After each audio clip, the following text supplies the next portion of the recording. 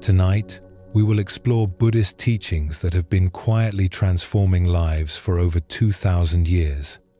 Not because they're complex or require years of study, but because they're so simple, so obvious once you see them, they change how you experience everything. Before we begin, feel free to share what time it is and where you're listening from. Our journey tonight will uncover insights that can shift your entire relationship with being alive. These aren't abstract philosophical concepts. They're practical wisdoms that can change how you meet each moment, how you hold your struggles, how you find peace, even when life refuses to cooperate with your plans. While you're here, let yourself settle. Let your body find its own comfort. You're exactly where you need to be. Relax. Take a slow, deep breath. And let's begin our journey together. There's a particular kind of exhaustion that comes from defending who you think you are. Not the tiredness of physical work or even mental effort, but the deep fatigue of constantly maintaining an image. The story of being capable, or wounded, or strong, or struggling. The narrative you've been telling yourself for so long that you've forgotten it's just a story.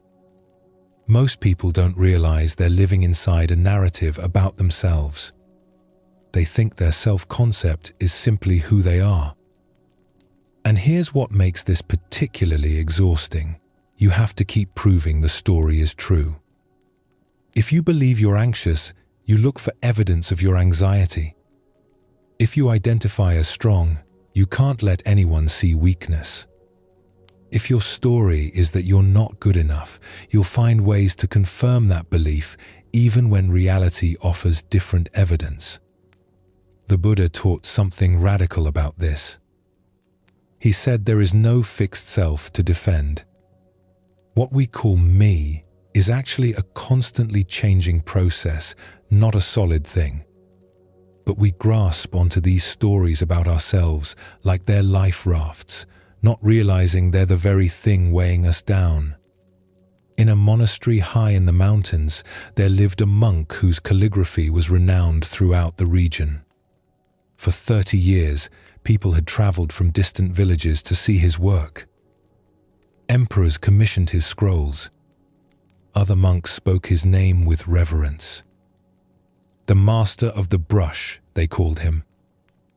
And over those 3 decades, this title had become more than a name. It had become who he believed he was. Every morning before dawn, he would rise and practice his art in the quiet meditation hall. The sound of brush against paper was like a form of prayer. Each stroke perfect, each character balanced. His identity had become inseparable from the beauty he could create with ink and rice paper. But as he moved into his 60s, something began to change. His hands, which had been so steady for all those years, began to tremble. At first, it was barely noticeable, just a slight wavering in lines that had once been perfectly controlled. He told himself it was temporary, perhaps from cold weather or too little sleep. He tried gripping the brush harder, working only in the early morning when his hands felt most steady. He began to hide his practice scrolls, showing only the ones where the trembling had been minimal.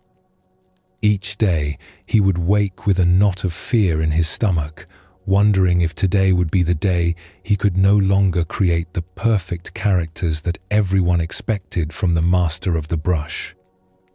One morning, after yet another failed attempt to write without trembling, he found himself sitting before a blank scroll, unable to begin.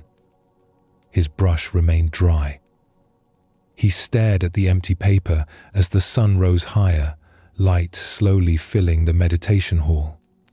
For the first time in 30 years, he had nothing to show for his morning practice. A young monk who had only been at the monastery for a few months entered the hall. He didn't yet know all the unspoken rules about when the master should be left alone.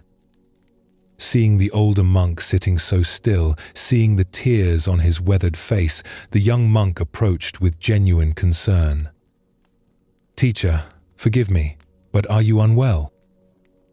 His voice was soft, worried. The old master looked up.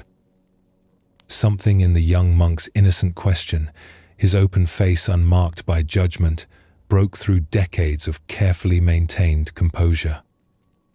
The words came out before he could stop them. "I am no one. For 30 years, I was the master of the brush. Now my hands shake and I cannot write. Without my art, I don't know what I am." The young monk sat down beside him, uninvited. He was new enough to the monastery that he hadn't yet learned to fear disrupting a master's private moments. He sat quietly for a moment, then spoke with the simple honesty of someone who hadn't learned to hide behind carefully chosen words. "Forgive me, teacher, but I'm confused. I thought you were the monk who teaches us to sit in meditation each morning. The one who laughs so kindly when I make clumsy mistakes pouring tea. The person who left food outside for the injured bird last week when he thought no one was watching. The one who sometimes hums while walking in the garden, just quiet enough that he thinks we can't hear." The master sat very still, these words landing in him like stones in a pond.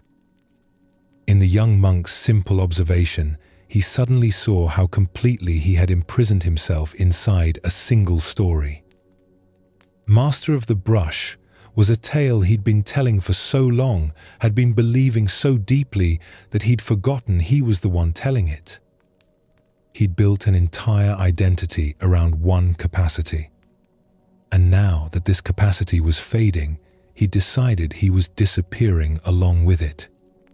But the trembling in his hands hadn't erased his kindness. It hadn't eliminated his presence or his decades of meditation practice. It hadn't removed his ability to sit in the pre-dawn stillness or notice when a small bird needed help or feel joy humming in the garden. All of that remained, had always been there. Only the story was threatened. That afternoon, the master did something he hadn't done in 30 years. He picked up his brush without any intention of creating perfect calligraphy. Without trying to be the master of the brush. He let his hands shake as they would. The characters that emerged were wavering, imperfect, nothing like his legendary work. But as he placed each stroke, he noticed something he'd been too focused on perfection to feel before. The simple pleasure of brush meeting paper, the smell of ink, the morning light falling across the scroll, the breath moving in and out of his body as he worked. These things had always been there, but they'd been overshadowed by his need to prove he was who he thought he should be.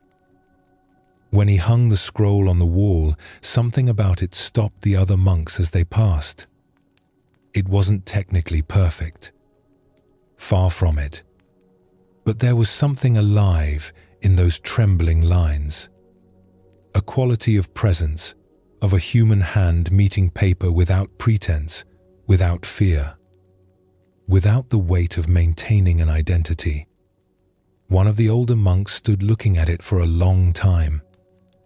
Finally, he said, "In all the years I've seen your work, this is the first piece that feels like I'm meeting the person who made it, not just admiring their skill." This story points to something you might recognize in your own life. Take a moment to consider the stories you tell about yourself. Not the obvious ones that you share with others, but the deeper narratives that shape how you move through each day, how you respond to challenges, how you relate to yourself. Notice how much energy it takes to maintain these stories. When you believe you're not good with people, you have to decline invitations, avoid conversations, hold back in groups, and gather evidence of your social awkwardness. The story requires constant reinforcement.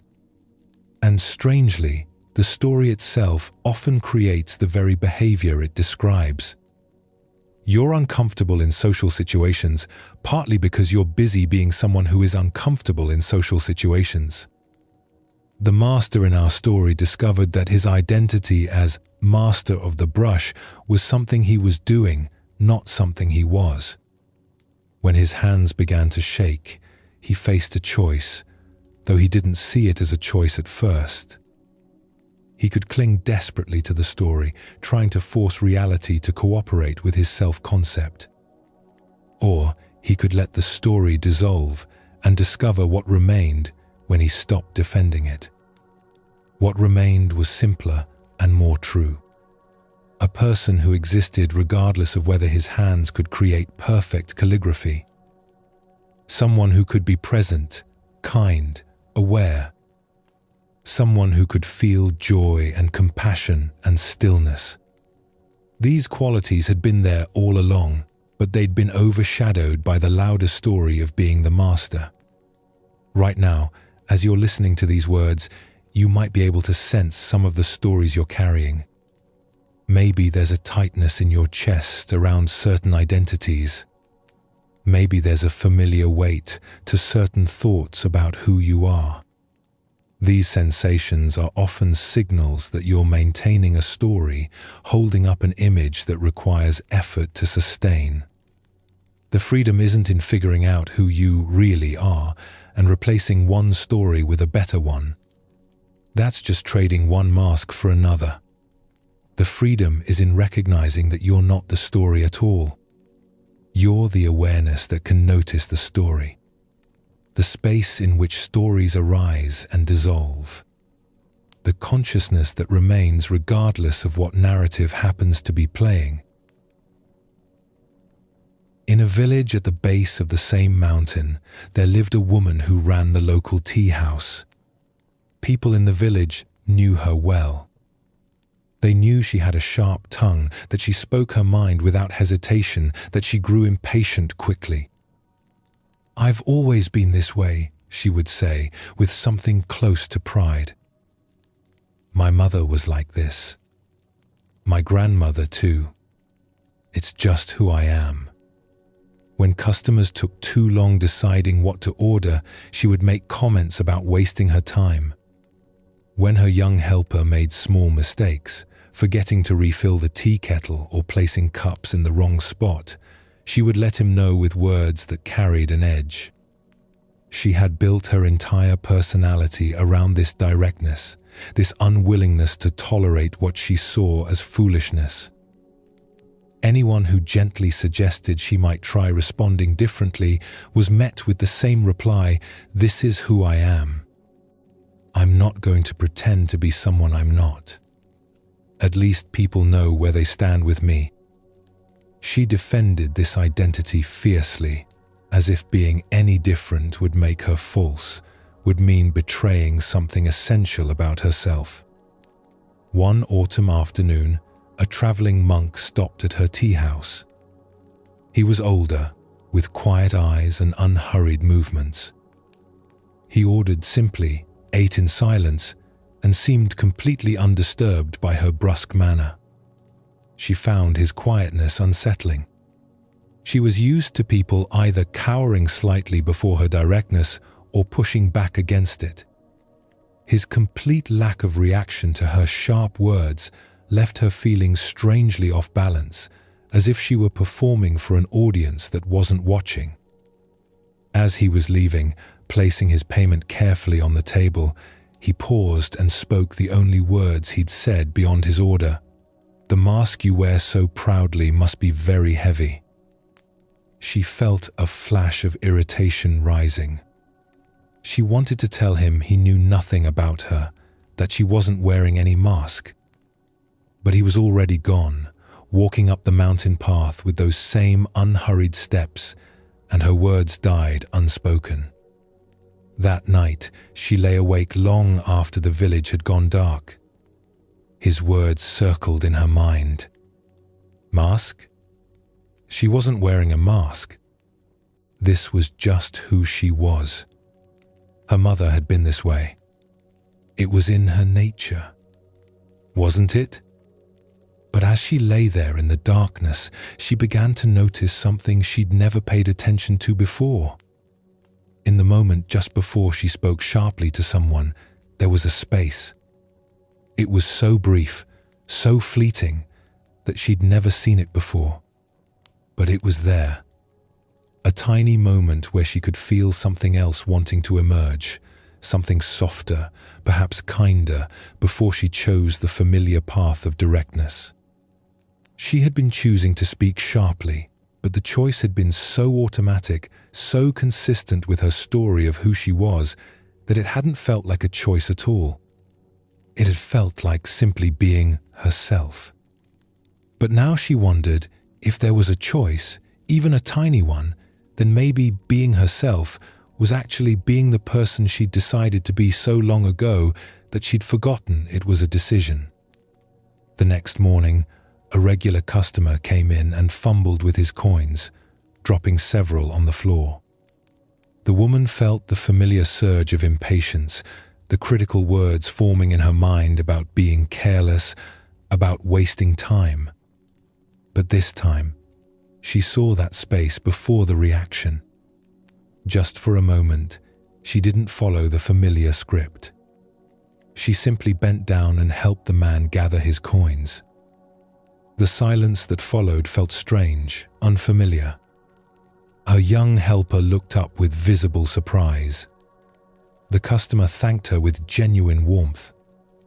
And the woman felt something unexpected, lighter. As if she'd put down a weight she'd been carrying so long she'd forgotten it was heavy. She didn't suddenly become a different person. Over the following weeks, she still felt impatience arise. Sometimes she still spoke with an edge, falling back into the familiar pattern. But increasingly, she found herself pausing in that brief space before reaction, not forcing herself to be patient, not pretending to be someone she wasn't, just not automatically following the script of who she thought she had to be. Her customers began to notice. Not all at once, but gradually. The tea house started to feel different, warmer somehow. A few people who had avoided coming too often began to visit more regularly. Her young helper seemed less tense, made fewer nervous mistakes. And the woman discovered something that both surprised and humbled her. Underneath the story of being sharp-tongued and impatient, there was someone who actually took pleasure in kindness. Someone who enjoyed seeing her customers relaxed and happy. She'd just never given that person room to exist because she'd been so busy being who she thought she was. When the traveling monk passed through the village again several months later, he stopped at her tea house. She served him tea and stood there for a moment, uncertain how to acknowledge what had shifted, how to thank someone for pointing out something she hadn't been ready to see. "The mask?" he asked gently, that same quietness in his eyes. "Was heavier than I knew," she admitted. "But I don't think I'm done figuring out who I am without it." The monk smiled, just slightly. "Good. The moment you think you've figured it out completely, you've just picked up a new mask. The freedom isn't in finding the right story about yourself. It's in not needing to be anyone in particular." This teaching points to something subtle but profound. The woman in the story wasn't being inauthentic when she spoke with that sharp edge. Her impatience was real. Her directness was genuine. But she turned a pattern of behavior into an identity, and then she'd become trapped in maintaining that identity. "This is just who I am," might be one of the most imprisoning things we can believe. Because the moment you identify completely with any pattern, you lose the freedom to respond freshly to each moment. You're not being authentic. You're being consistent with your story about yourself. And there's a difference. Real authenticity isn't about being faithful to some fixed personality. It's about being present enough to respond to what's actually happening, rather than what your story says someone like you should do in this situation. The tea house owner discovered that her identity didn't require maintaining that sharp edge. It was something she'd been choosing over and over for so long that the choosing had become invisible. When she started seeing the space before each reaction, she reclaimed her freedom to respond rather than to automatically perform her identity. You might begin to notice these spaces in your own life. The moment before you respond in the way you always respond. The instant before you prove once again that you're the kind of person you've always been. In that space, there's freedom. Not the freedom to become someone else, but the freedom to discover that you were never that fixed story to begin with. Your story isn't wrong.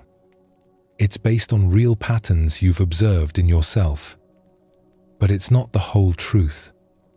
And it's certainly not permanent truth. The person you think you are today is different from who you were 10 years ago, different from who you'll be in another 10 years. The person hearing these words right now is constantly changing with each breath, each thought, each moment of experience. The Buddha's teaching about no self isn't that you don't exist. It's that what you are is far more fluid, far more spacious, far less fixed than your story about yourself suggests. You're not a noun. You're more like a verb. Not a thing, but a process. Not a fixed identity, but an ongoing flow of experience, awareness, change. When you stop defending your narrative about yourself, when you stop trying to prove your story is true, an enormous amount of energy becomes available. Energy that was being used to maintain your self-concept can now flow into actually responding to life as it unfolds. You become free to meet each moment fresh rather than filtered through your story about who you are. The master discovered that his peace didn't depend on being able to create perfect calligraphy. The tea house owner discovered that her identity didn't require maintaining a sharp temperament. And you might discover tonight that you're far freer than your story has been allowing you to be. Not because you've changed who you are, but because you've stopped confusing yourself with the story about who you are.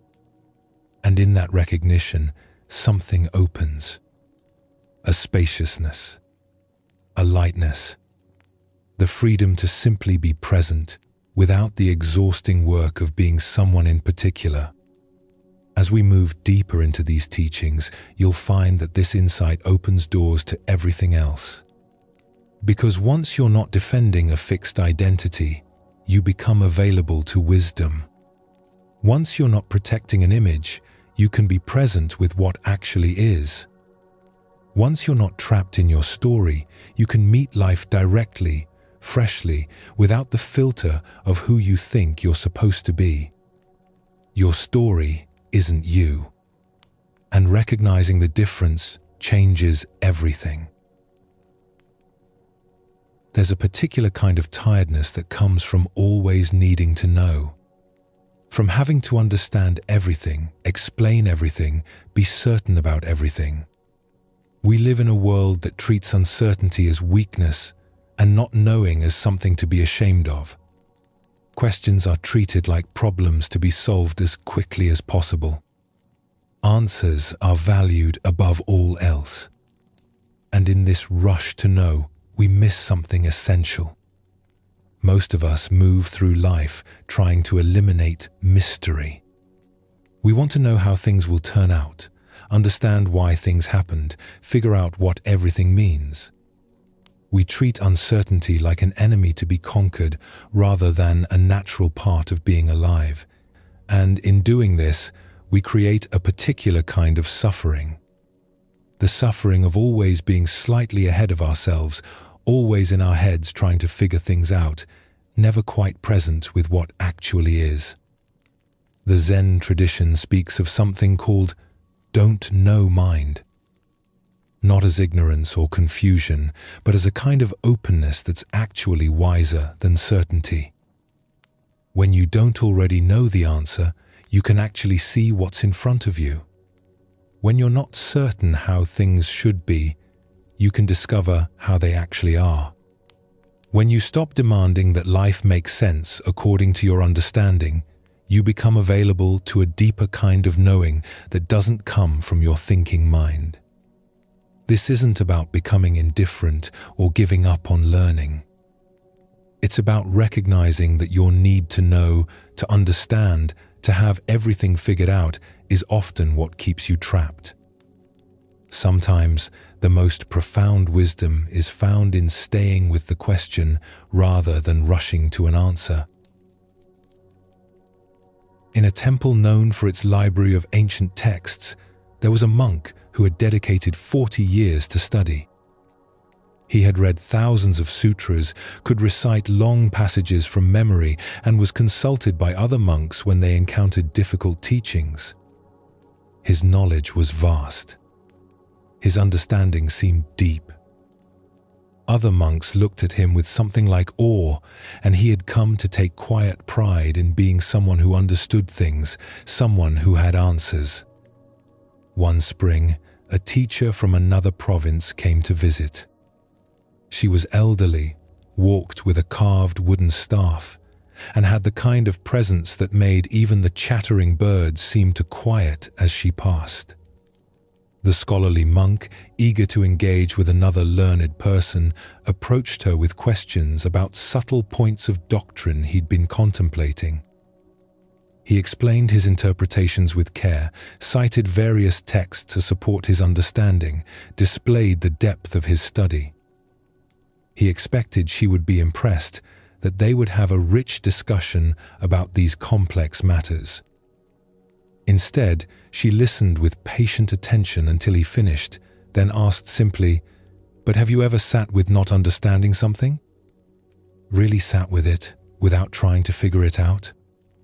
The monk was puzzled by the question. "Not understanding means I need to study more. The path to wisdom is through learning, through comprehension. That's what all these years of study have been for." "Walk with me," she said.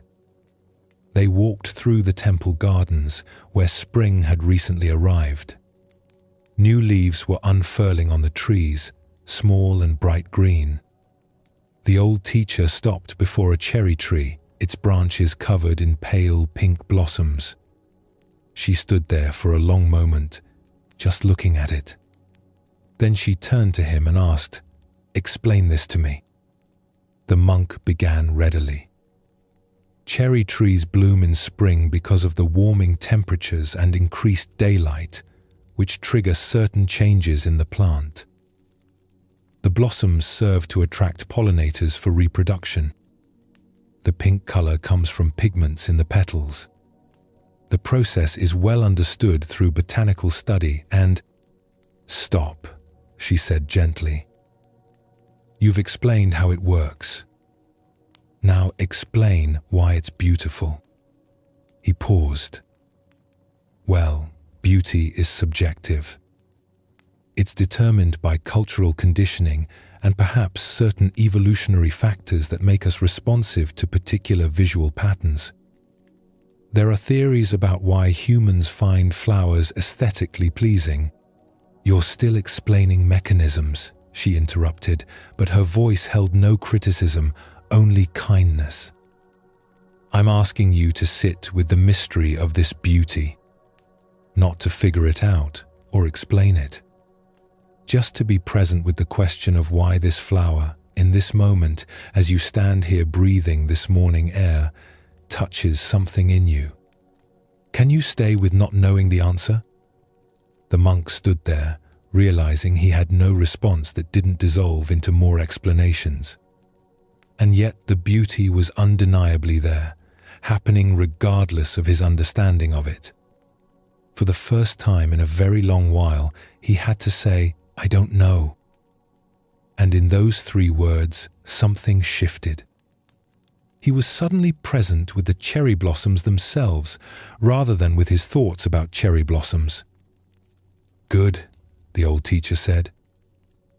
"Now you're beginning to see.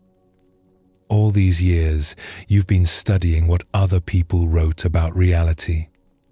Their insights are valuable, yes, but you've rarely sat with reality itself. Your certainty about what you know has been preventing you from experiencing what is." Over the following days, the scholarly monk began to notice how his mind constantly reached for understanding, for explanation, for certainty. When another monk shared a difficulty they were facing, his mind would immediately search through all his learning for the right teaching, the proper response. He rarely just listened to what was actually being said. He was too busy trying to understand it, categorize it, find the answer. When he sat in meditation, he would try to understand what meditation was supposed to feel like, whether he was doing it correctly, what the experience meant. He could rarely just sit because he was too occupied with understanding sitting. One evening, he found the old teacher by the pond. He sat beside her in silence. The water was moving gently in the breeze, light playing across its surface in patterns that formed and dissolved. After a long while, he spoke. "I think I've been using knowledge as a kind of defense. If I understand everything, I don't have to face uncertainty. If I have answers, I don't have to be vulnerable to not knowing." She nodded slowly, her eyes still on the water. "And what have you discovered about that uncertainty you've been defending against?"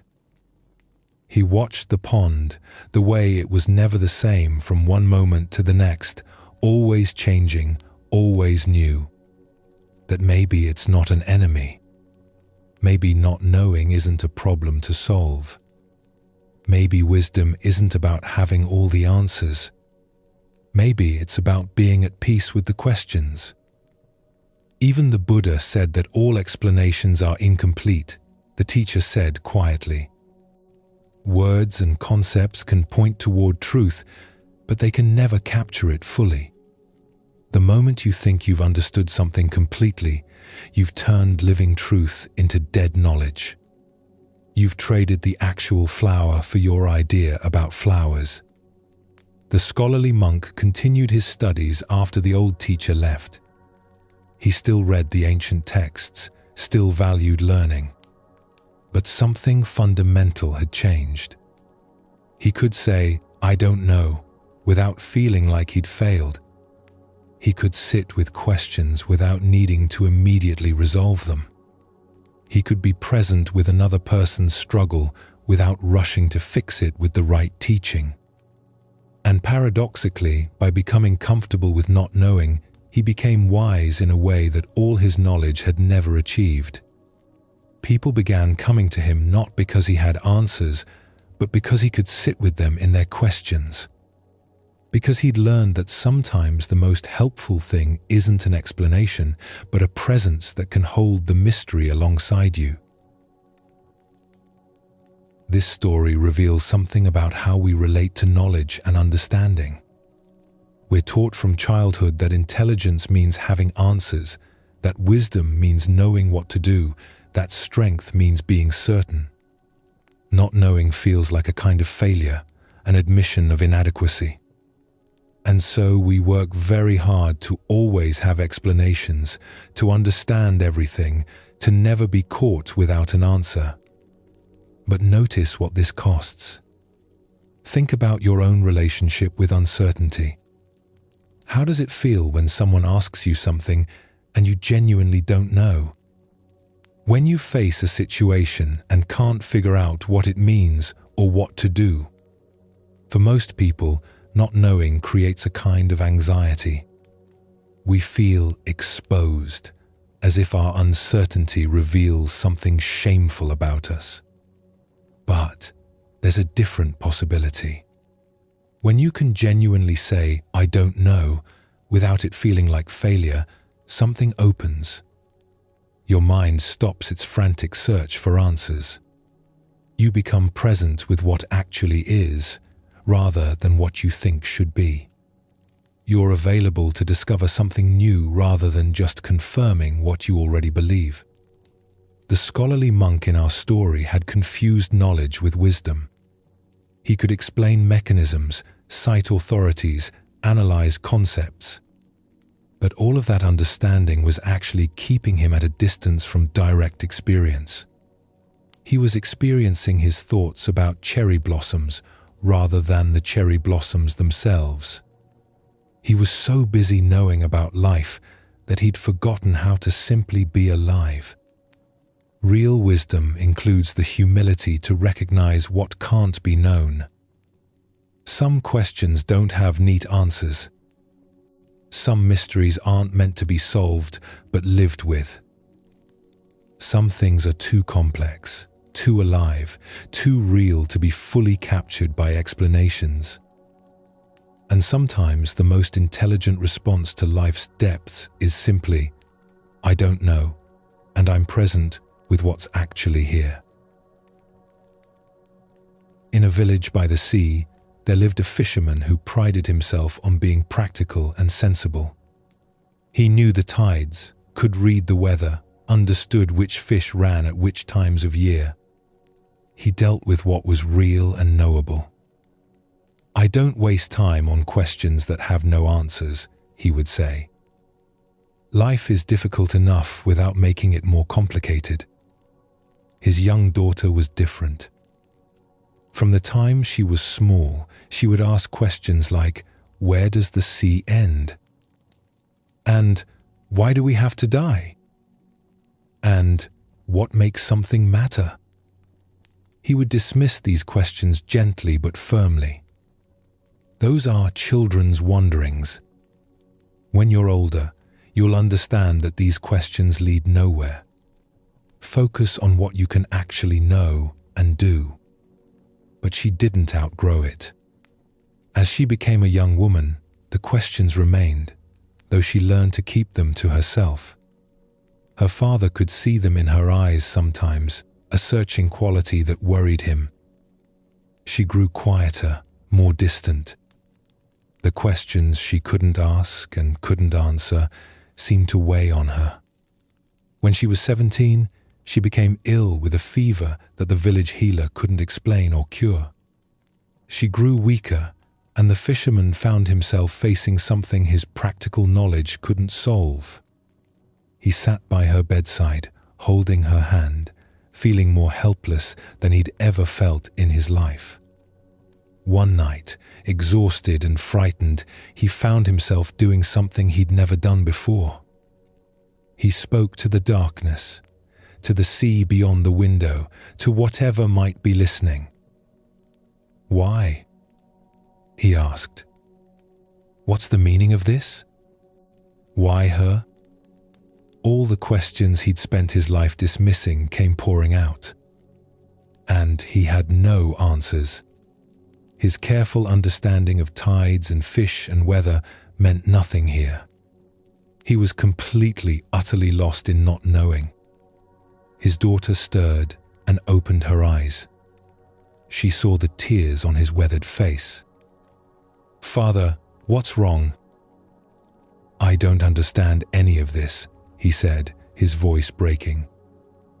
"I don't know why you're ill. I don't know what to do. I've never felt so lost." She squeezed his hand with what little strength she had. For the first time in years, something like peace crossed her face. "It's all right not to know," she whispered. "I've been living with these questions my whole life. They're not problems to solve. They're just part of being alive. You don't have to understand everything to love me. You don't have to have answers to be here with me." Something in her words reached him in a way nothing else had. He'd been so busy trying to have everything figured out that he'd missed what was actually important. He'd treated his daughter's questions as weaknesses when they were actually a kind of wisdom, the wisdom to live with mystery rather than pretending certainty where there was none. She recovered slowly over the following weeks. The fever left as mysteriously as it had come, and the healer had no explanation for why. During those long days of her recovery, the fisherman discovered something new. Sitting with her in the not knowing, in the uncertainty of whether she would fully heal, was its own kind of presence. He couldn't fix her with his practical knowledge, but he could be with her completely, without needing to understand or explain what was happening. One evening, when she was finally strong enough to sit up and look out at the sea, she asked him one of her old questions. "Father, what do you think makes life meaningful?" In the past, he would have offered a practical answer about family and work and being useful. Or he would have dismissed the question as unanswerable. Instead, he was quiet for a long moment, watching the light change on the water. Then he said, "I don't know, but sitting here with you, not knowing, feels meaningful. Maybe meaning isn't something you figure out. Maybe it's something you experience when you stop trying to have everything explained." She smiled, really smiled, for the first time in weeks. "That's the wisest thing I've ever heard you say." From that day on, the fisherman still knew the tides and the weather and where the fish ran. He was still practical and capable, but he held his knowledge more lightly. When his daughter asked her deep questions, he would sit with her in the wondering rather than trying to dismiss it. And he discovered that the questions he'd spent his life avoiding were actually doorways to a different kind of knowing. Not the knowing of facts and certainty, but the knowing that comes from being fully present with what is, even when, especially when, it can't be fully understood. This story points to something you may have experienced yourself. Think about the moments when you felt most alive, most connected, most present. Were those usually moments of certainty, of having everything figured out?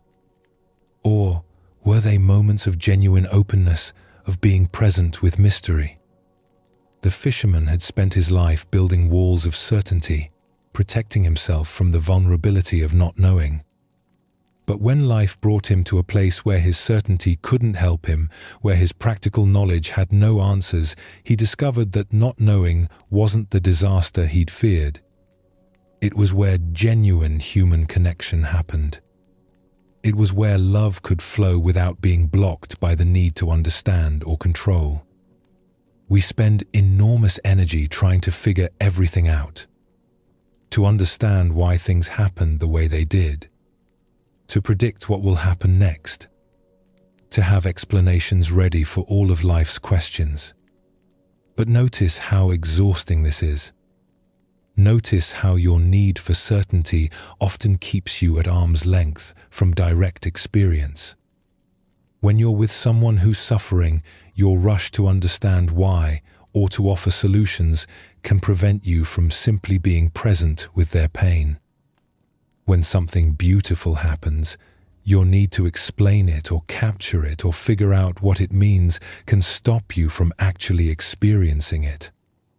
When life brings unexpected change, your demand for it to make sense can prevent you from simply meeting what's actually occurring. There's a teaching in Buddhism called emptiness.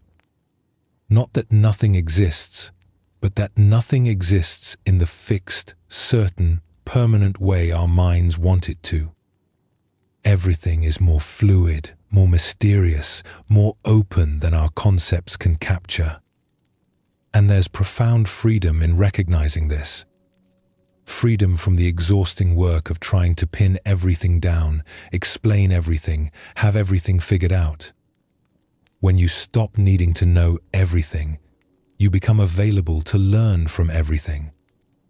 When you release your certainty about how things are, you can discover how they actually are, which is always richer and more complex than your explanations. When you embrace not knowing, you become genuinely curious rather than just seeking to confirm what you already believe. This doesn't mean abandoning reason or knowledge. The scholarly monk didn't stop studying. The fisherman didn't stop using his practical understanding. But both discovered that wisdom includes recognizing the limits of what can be known and being at peace with mystery. Right now, you might notice areas of your life where you're exhausting yourself trying to understand things that perhaps can't be fully understood. Why someone did what they did, what your life means, whether you're making the right choices, what will happen next. These aren't bad questions, but they become a source of suffering when you can't rest until you have certain answers. Sometimes the most honest, most wise response is simply, "I don't know." And surprisingly, there's peace in that admission. A relaxation that comes from no longer having to defend a position or maintain a certainty.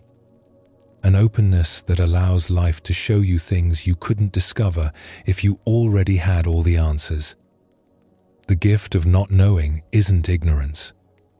It's freedom from the prison of needing to be certain about everything. It's the spaciousness that allows life to meet you freshly in each moment rather than being filtered through your pre-existing understanding. It's the humility that recognizes that reality is always larger, deeper, more mysterious than your thoughts about it. As you continue listening, you might find yourself approaching these teachings with this same openness, not trying to understand them completely or fit them into what you already know, not rushing to figure out what they mean or how to apply them, just staying present with what arises as you hear them, letting the teachings meet you rather than trying to grasp them, discovering that sometimes wisdom comes not from understanding, but from the quality of presence you bring to not understanding.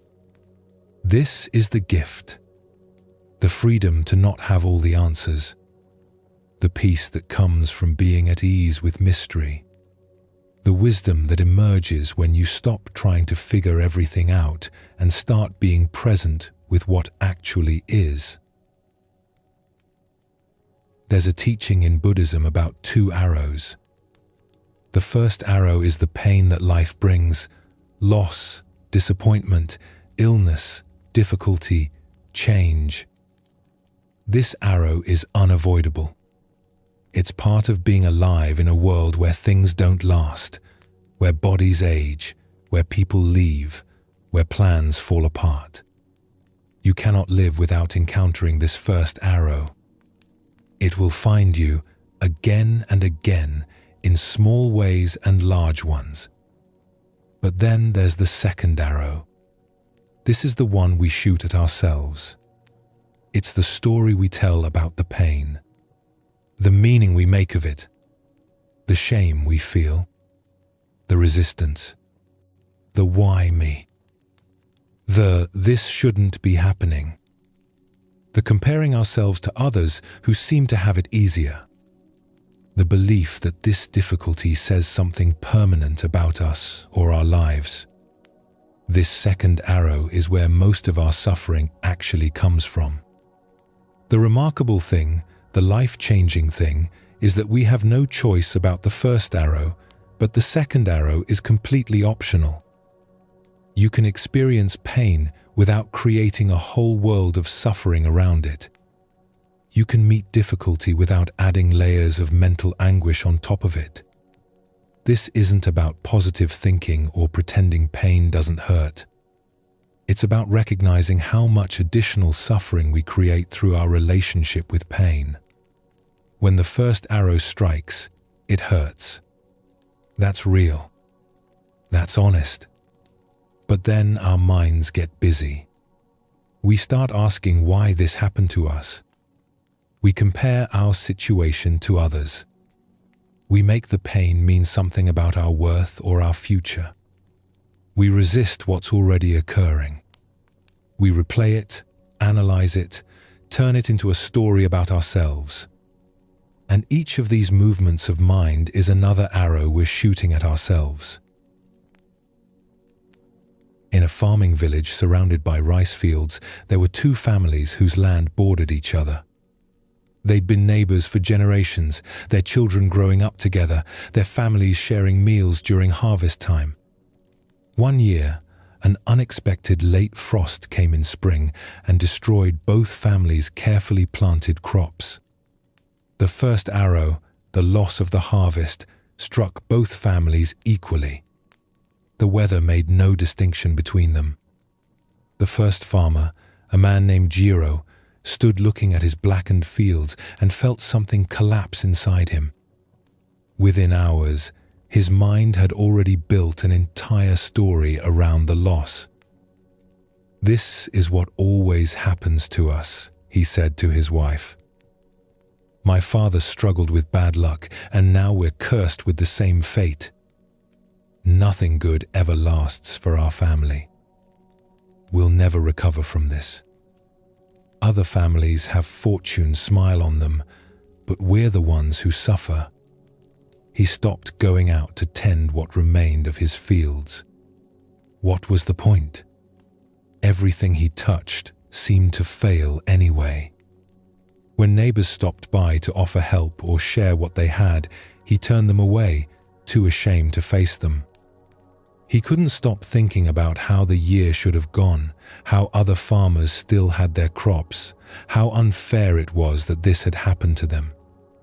His children absorbed his despair like rain, soaking into dry ground. They began to believe they too were marked by bad fortune. His wife grew tired under the weight of his bitterness.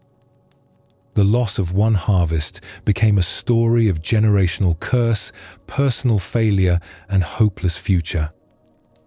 The second arrow Jiro shot at himself and kept shooting was far more damaging than the frost had been. The second farmer, whose name was Kenji, stood in his own ruined field feeling the sharp pain of the loss. The first arrow hurt. He didn't pretend otherwise. He felt the disappointment deeply, felt the worry about feeding his family through the coming year. He sat down right there in the blackened field and let himself feel the full weight of what had happened. He didn't try to push it away or tell himself it wasn't that bad. The loss was real, and he honored that reality with his grief. But he didn't add a story to it. He didn't make it mean something about himself or his family or their fate. He didn't spend energy asking why this had happened to them specifically. He didn't compare his situation to the neighbors whose fields were at a higher elevation and had been spared. He didn't look for someone or something to blame. The frost had come. The crops were lost. It was painful, and it was what had happened. Not a punishment. Not a sign. Not a statement about his worth or his future. Just a difficulty to be met. After sitting with his grief for a time, feeling it fully without resistance, he noticed something. The pain didn't consume him. It was there, real and present, but it didn't become his whole reality. There was still the sky above the ruined field, still his breath moving in and out, still his wife and children who needed him present, not lost in a story about their fate. He began to consider what could be done with what remained. He talked to other farmers about which crops might still be planted this late in the season. Buckwheat, perhaps. Some quick-growing vegetables. He took work helping neighbors with their harvests, earning what his family would need. He taught his children that difficulty was part of life, not a punishment or a sign of failure, and that how you meet difficulty matters more than whether you encounter it. When his son asked, "Father, why did this happen to us?" Kenji sat with the question for a moment. Then he said, "The frost came. That's what happened." It wasn't aimed at us. It wasn't about us. It's just what weather sometimes does. Now our work is to respond to what is, not to make up stories about why. By autumn, Kenji's family had less than they would have had with a full harvest. Their year had been harder, but they hadn't suffered the collapse of spirit that had taken hold of Jiro's household. They had met the first arrow with resilience rather than shooting themselves with 1,000 second arrows. The pain had been real, but it had been just pain, not a catastrophe of meaning and identity. This story shows something that happens in our own lives all the time, often without us noticing. Life brings difficulties. This is the first arrow, and it's unavoidable. Someone speaks to us harshly. We don't get the opportunity we hoped for. Our body gets ill. A relationship ends.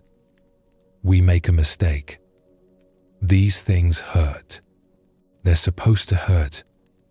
Pain is part of being alive and caring about things. But then watch what the mind does. It doesn't just feel the pain. It creates stories about the pain. And these stories are the second arrow, or really the second, third, fourth, and 100th arrow, because once we start shooting them, we tend to keep going. This always happens to me. That's an arrow.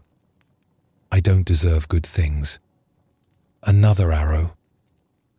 Everyone else has it easier. Arrow. This proves I'm not good enough. Arrow. My life is falling apart. Arrow.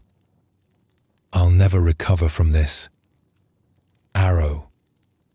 Notice how different these arrows are from the original pain. The harsh words someone spoke, that was the first arrow, and it hurt. But this always happens to me, and I'm not worthy of respect, and I'll always be treated this way. These are the second arrows, and they can hurt far more than the original wound. Jiro and Kenji faced the exact same difficulty. The same frost. The same loss. The same first arrow. But Jiro multiplied his suffering by shooting himself repeatedly with second arrows, while Kenji experienced the pain without adding layers of meaning and story on top of it. This is the difference between pain and suffering. Pain is inevitable. Suffering is what we add to pain through resistance and story. You might notice this pattern in your own life right now. Think about something that's been bothering you, some difficulty you're facing. There's the actual situation. That's the first arrow. But then notice all the thoughts surrounding it. The stories about what it means. The comparisons to how things should be. The fear about what it says about your future.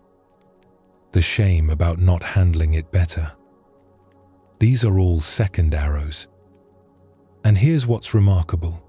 When you stop shooting the second arrows, the first arrow becomes much more bearable.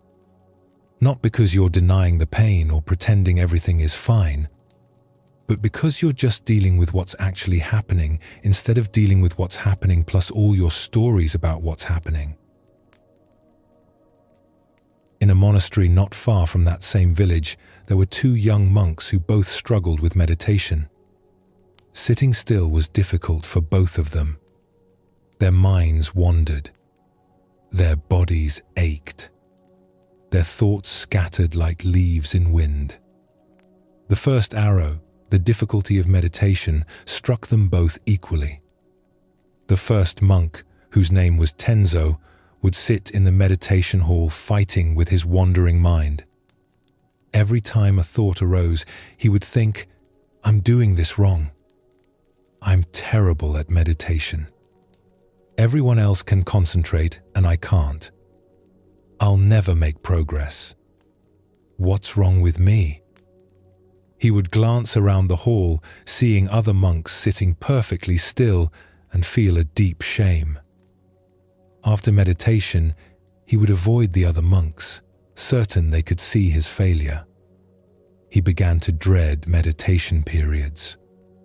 The physical discomfort of sitting was bad enough, but the mental torment he added to it was worse.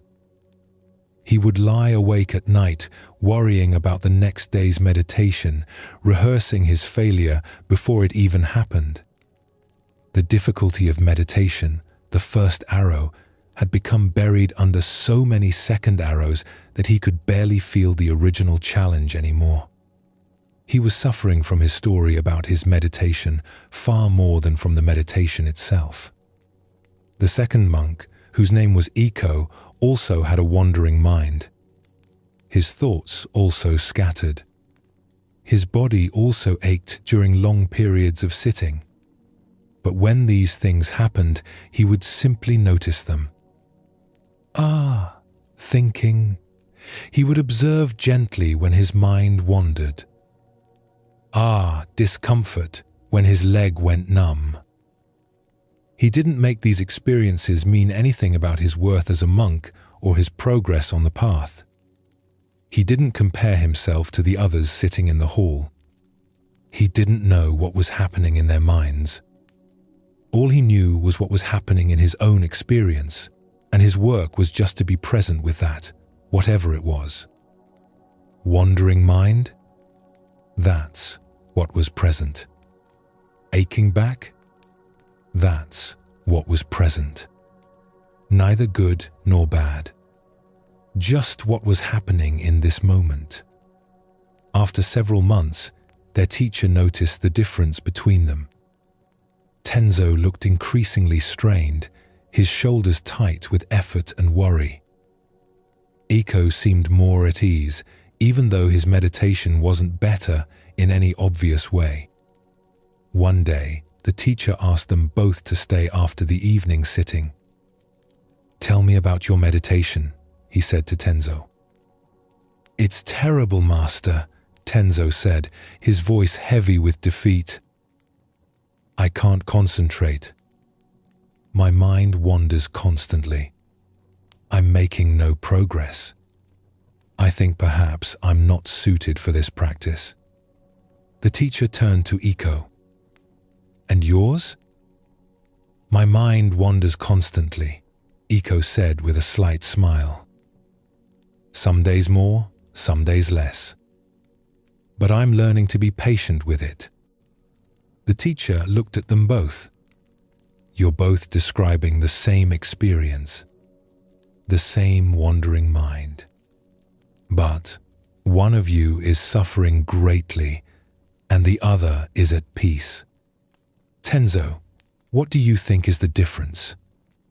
Tenzo was quiet for a long moment. Then, slowly, he said, "I think I'm not just experiencing my wandering mind. I'm also experiencing all my thoughts about my wandering mind, all my judgments about it, all my comparisons to others, all my worry about what it means." "Yes," the teacher said gently. "The wandering mind is the first arrow. It strikes every beginning meditator. But you're shooting yourself with many second arrows. Your mind wanders, that's one difficulty. But then you judge yourself for it, compare yourself to others, worry about your future progress, feel ashamed. These are additional difficulties you're creating." Iko's mind also wanders, but he's not adding all these extra layers of suffering. Tenzo felt something shift as he heard this. All this time, he'd thought his problem was that he couldn't meditate properly. But actually, his problem was all the suffering he was adding to the simple difficulty of meditation. The wandering mind wasn't the issue. His relationship with the wandering mind was the issue. Over the following weeks, Tenzo began to practice differently. When his mind wandered, he would notice if he was about to shoot a second arrow at himself, about to think, "I'm doing this wrong," or "I'm not good enough." And sometimes he could catch himself before he shot that arrow. He could just notice the wandering mind without adding a story about what it meant. It didn't make his mind wander less, but it made the wandering mind so much easier to work with. And gradually, he stopped dreading meditation, not because he'd become good at it, but because he'd stopped making his difficulty into a disaster. This story reveals something subtle but profound about how suffering works. The two monks had the same challenge, the same first arrow, but one experienced just the challenge, while the other experienced the challenge plus enormous additional suffering from his stories about the challenge. This happens in every area of life. You make a mistake at work, that's the first arrow. It feels bad. It should feel bad. Mistakes have consequences. But then the mind adds, I'm incompetent. Everyone must think I'm stupid. I'll probably get fired. I always mess things up. These are second arrows, and they can be more painful than the original mistake. Your body gets sick, first arrow. Then, this is unfair. Why me? I must have done something wrong to deserve this. My body is betraying me. I'll never be healthy again. Second, third, fourth arrows. Someone you care about is upset with you, first arrow. Then, I'm a terrible person. I always hurt people. This relationship is doomed. No one will ever really love me. More arrows. The practice, the life-changing practice, is learning to feel the first arrow fully without shooting the second ones. This doesn't mean you don't feel pain. It means you feel the actual pain without adding all the extra suffering your mind wants to create around it. When you experience difficulty, you can ask yourself, what's the first arrow here? What's the actual situation I'm dealing with? And then, what are the second arrows? What stories am I adding? What meanings am I making? What comparisons am I drawing? What fears am I projecting into the future? You'll find that the first arrow by itself is often bearable. Difficult, yes. Painful, yes. But bearable. It's the second arrows that make it feel unbearable. It's the stories that turn pain into suffering. Right now, you might be carrying difficulties that feel overwhelming. But if you look closely, you might find that a lot of that overwhelm comes from the stories you're telling about the difficulty rather than from the difficulty itself. The job loss is hard, that's the first arrow. But I'm a failure and I'll never recover is a second arrow. The illness is painful, that's the first arrow. But this is unfair and I must have done something to deserve this is a second arrow. When you stop shooting these second arrows, something remarkable happens. You have more energy to actually deal with the difficulty. You're not exhausting yourself with resistance and story. You're present with what is, and from that presence, wise response becomes possible. This is what the Buddha meant when he taught about the end of suffering. Not the end of pain. Pain is part of life. But the end of the suffering we add to pain. The end of the second arrow. And that end is available not by changing your circumstances, but by changing your relationship with your circumstances. By learning to meet the first arrow without shooting the second. As you continue through these teachings, you might notice yourself starting to distinguish between first and second arrows in your own experience. This noticing itself is the beginning of freedom. Not freedom from difficulty, but freedom within difficulty. The freedom to experience life's inevitable pains without multiplying them into suffering. there's a kind of wisdom that our culture rarely talks about. We're taught to value action, decisiveness, doing something, making things happen. When we see a problem, we're supposed to fix it. When someone is upset, we're supposed to make them feel better. When there's silence, we're supposed to fill it. When something isn't working, we're supposed to do more, try harder, push through. But there's another kind of wisdom that the Zen tradition honors deeply.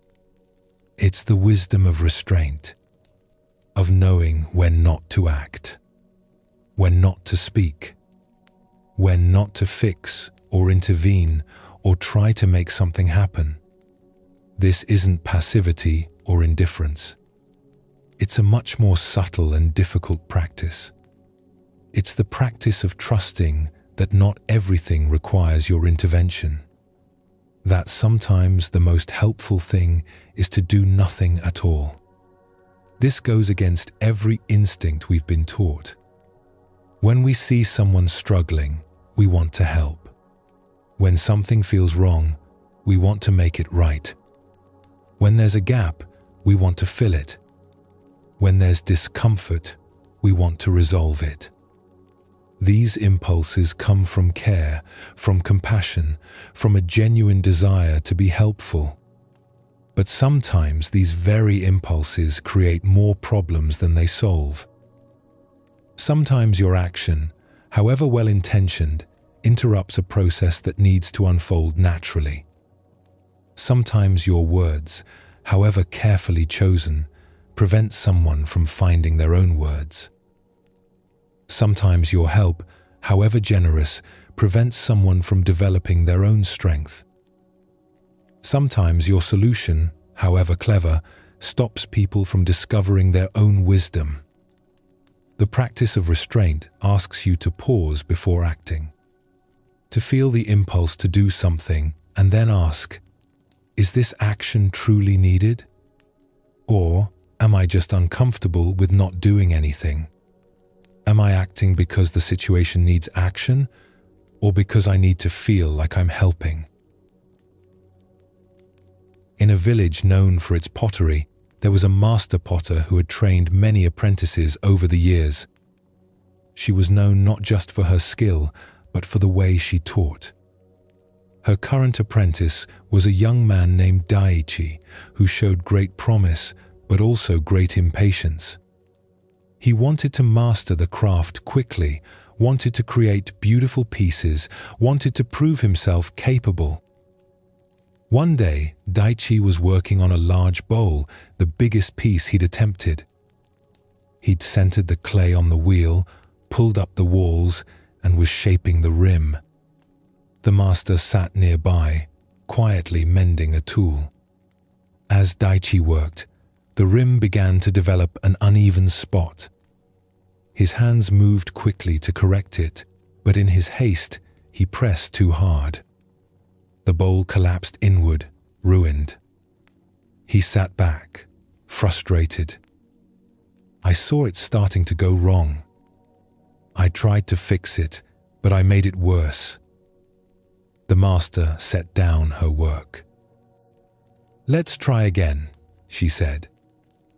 "But this time, I want you to make a bowl, and I want you to watch what your hands want to do. Notice every impulse to fix, to correct, to adjust. But don't act on those impulses right away. Breathe first. Wait. See if the action is truly needed." Daichi centered a new piece of clay and began again. As the bowl took shape, he noticed that small irregularity appearing again. His hands immediately wanted to reach for it, to smooth it out. But he remembered the master's instruction. He breathed. He waited. And as he waited, just a moment, the clay settled slightly on its own. The spot that had looked like a problem became part of the bowl's natural shape. Later, as the bowl continued to grow, another challenge appeared. A small crack began to form at the base. Again, his hands wanted to rush to fix it. to add water, to smooth it over, to do something. But he paused. He breathed. And in that pause, he saw something. The crack wasn't growing. It was actually stable. His intervention would have introduced water where it wasn't needed, which would have weakened the entire structure. When the bowl was complete, it wasn't perfect. It had the slight irregularity from earlier and a subtle texture where the crack had been. But it was whole. It was sound. And it was more beautiful than it would have been if he'd tried to control every moment of its creation. "What did you notice?" the master asked. "I noticed how often I wanted to fix things that weren't actually problems," Daichi said slowly. "How often my hands wanted to do something just because I was nervous, not because the clay needed it. And I noticed that when I waited, when I didn't act on every impulse, the clay showed me what it needed. Sometimes it needed nothing at all." The master nodded. "This is what I'm trying to teach you. Pottery is about knowing when to touch the clay and when to leave it alone. But life is the same. Sometimes the most skilled action is no action. Sometimes the deepest wisdom is in the restraint." Over the following months, Daichi began to notice this pattern everywhere. When other apprentices struggled with their work, his first impulse was always to jump in and help, to show them what to do. But he learned to wait. Sometimes they found their own solution. Sometimes they needed to struggle with the problem a bit longer. Sometimes his intervention would have robbed them of their own discovery. When the master seemed troubled by something, he would feel the urge to ask what was wrong, to try to fix it. But he learned that sometimes people need space to sit with their own thoughts. Sometimes silence is more respectful than questions. Sometimes being present without trying to solve anything is the greatest kindness. One day, a customer came to the studio upset about a piece she'd ordered. She'd wanted a tea bowl in a specific style, and what the master had created wasn't quite what she'd imagined. She was expressing her disappointment with increasing agitation. Daichi felt the strong urge to defend the master's work, to explain why it was actually better than what the customer had asked for, to fix the situation with words. But he watched the master, and the master simply listened. She didn't defend. She didn't explain. She didn't try to convince the customer of anything. She just listened with complete attention, occasionally nodding. And slowly, as the customer expressed everything she was feeling, something shifted. Her agitation settled. And then she looked at the bowl again, really looked at it, without her expectations clouding her vision. And she saw its beauty, which had been there all along, waiting to be noticed. "I think it's actually quite lovely," the customer said quietly. "I was so attached to what I thought I wanted that I couldn't see what was actually here. I'm sorry for getting upset." After she left, Daichi said to the master, "I wanted to say so many things, but you said nothing." "I said nothing because nothing needed to be said," the master replied. She needed space to move through her disappointment. My words would have interrupted that process. Sometimes, the most helpful thing you can offer someone is your patient silence while they find their own way through. This story points to something you might recognize in your own life. How often do you feel the impulse to act, to speak, to fix, to help, even when action might not be what's needed? This impulse usually comes from a good place. You care. You want to be useful. You want to prevent harm or ease suffering. But notice how uncomfortable it feels to not act when you see a problem or difficulty. That discomfort is often what drives you to intervene, not actual wisdom about whether intervention is helpful. You act to relieve your own discomfort with witnessing struggle, not because the situation truly needs your action. This is human and understandable, but it's not always helpful. Think about times when someone tried to help you, but their help actually made things harder. Maybe they jumped in to solve a problem before you'd had a chance to work through it yourself. Maybe they offered advice when what you really needed was just to be heard. Maybe they tried to cheer you up when you needed to feel your sadness. Maybe they couldn't tolerate your silence and filled it with words that prevented you from finding your own. Their intentions were good, but their inability to restrain their impulse to help ended up being unhelpful. The wisdom of restraint would have served you better than their well-meaning action. Daichi learned to feel the impulse to act and then pause before acting. To ask himself, is this action needed, or am I just uncomfortable with not acting? That pause, that moment of restraint, created space for wisdom to emerge. Space to see what was actually needed, rather than just following his impulse to do something. You can practice this same pause. When you feel the urge to speak, to fix, to help, to intervene, you can take a breath. Feel the impulse. And then ask, is this truly helpful, or am I just trying to relieve my own discomfort? Will my action serve the situation, or will it interrupt something that needs to unfold in its own time? In a mountain village, there was a healer known for her skill with herbs and remedies. People would come to her from distant places when they were ill, and she could often help them. But as she grew older, she began to notice something. Some people she could help with her remedies, but others, she realized, didn't actually need her herbs. They needed something else entirely, and sometimes her treatments, however skillfully prepared, actually got in the way of their real healing. A man came to her one day complaining of terrible headaches that had plagued him for months. He'd tried everything, seen other healers, but nothing helped. The pain was constant, disrupting his sleep, his work, his life. He looked exhausted from fighting with it. The healer's first instinct was to reach for her herbs, to mix him something for pain. Her entire identity was built around being someone who helped people with their ailments.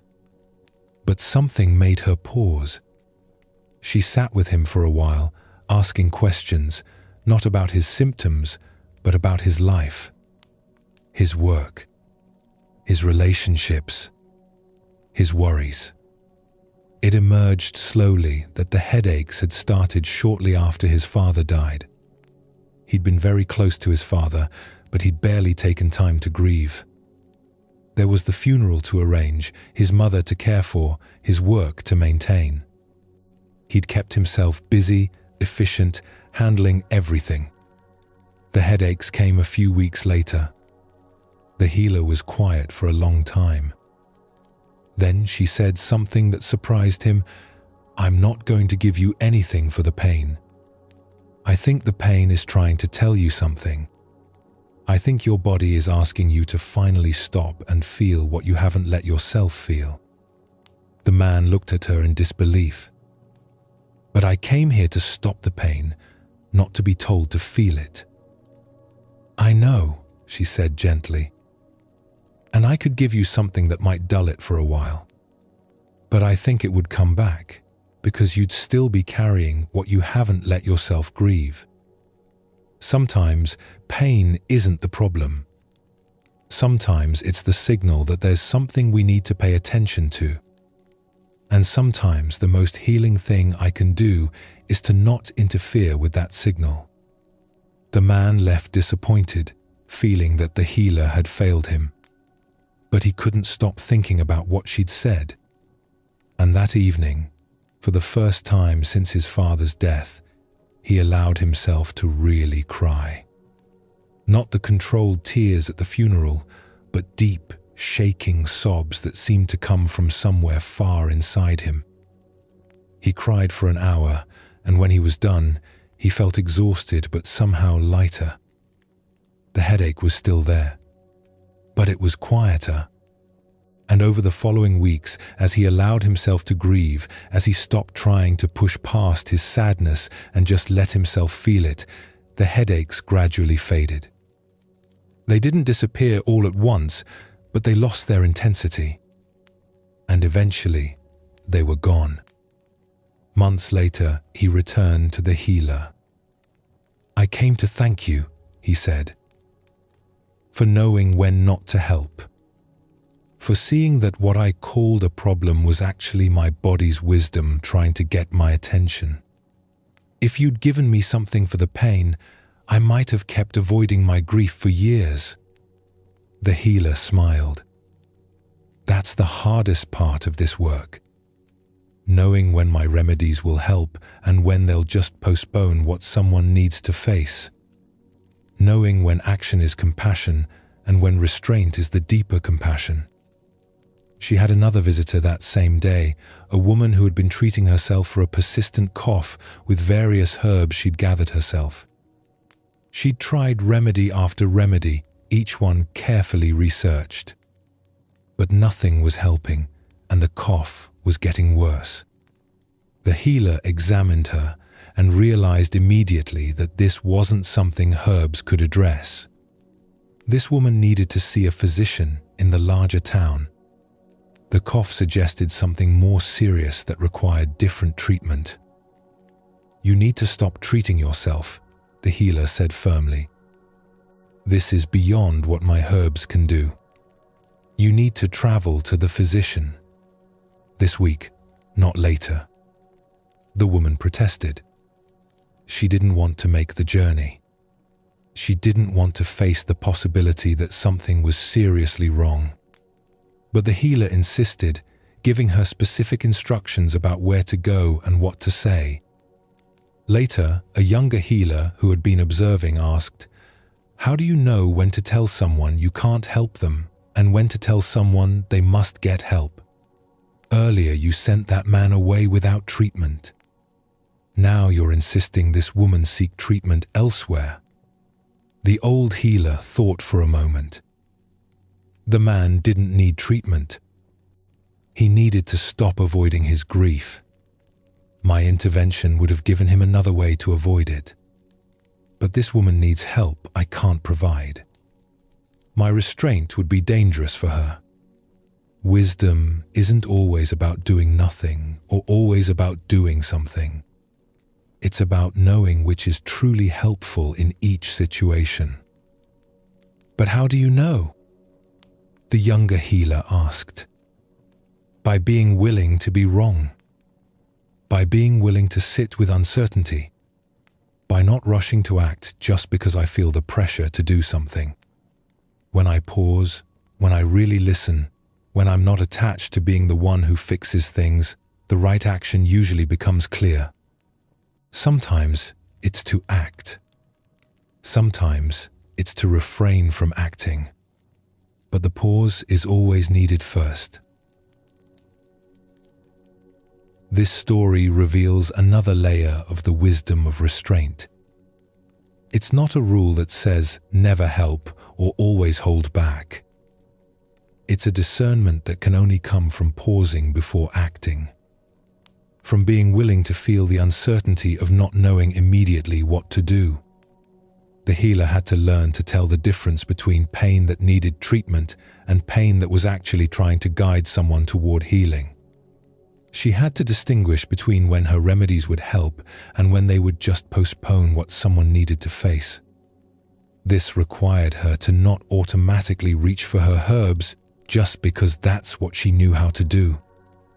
How often do you offer your herbs, your solutions, your advice, your help, not because it's what's truly needed, but because it's what you know how to offer? Because it makes you feel competent and helpful? Because you're uncomfortable just witnessing someone struggle without fixing it? The wisdom of restraint asks you to get comfortable with that discomfort. To be able to sit with someone's difficulty without rushing to resolve it.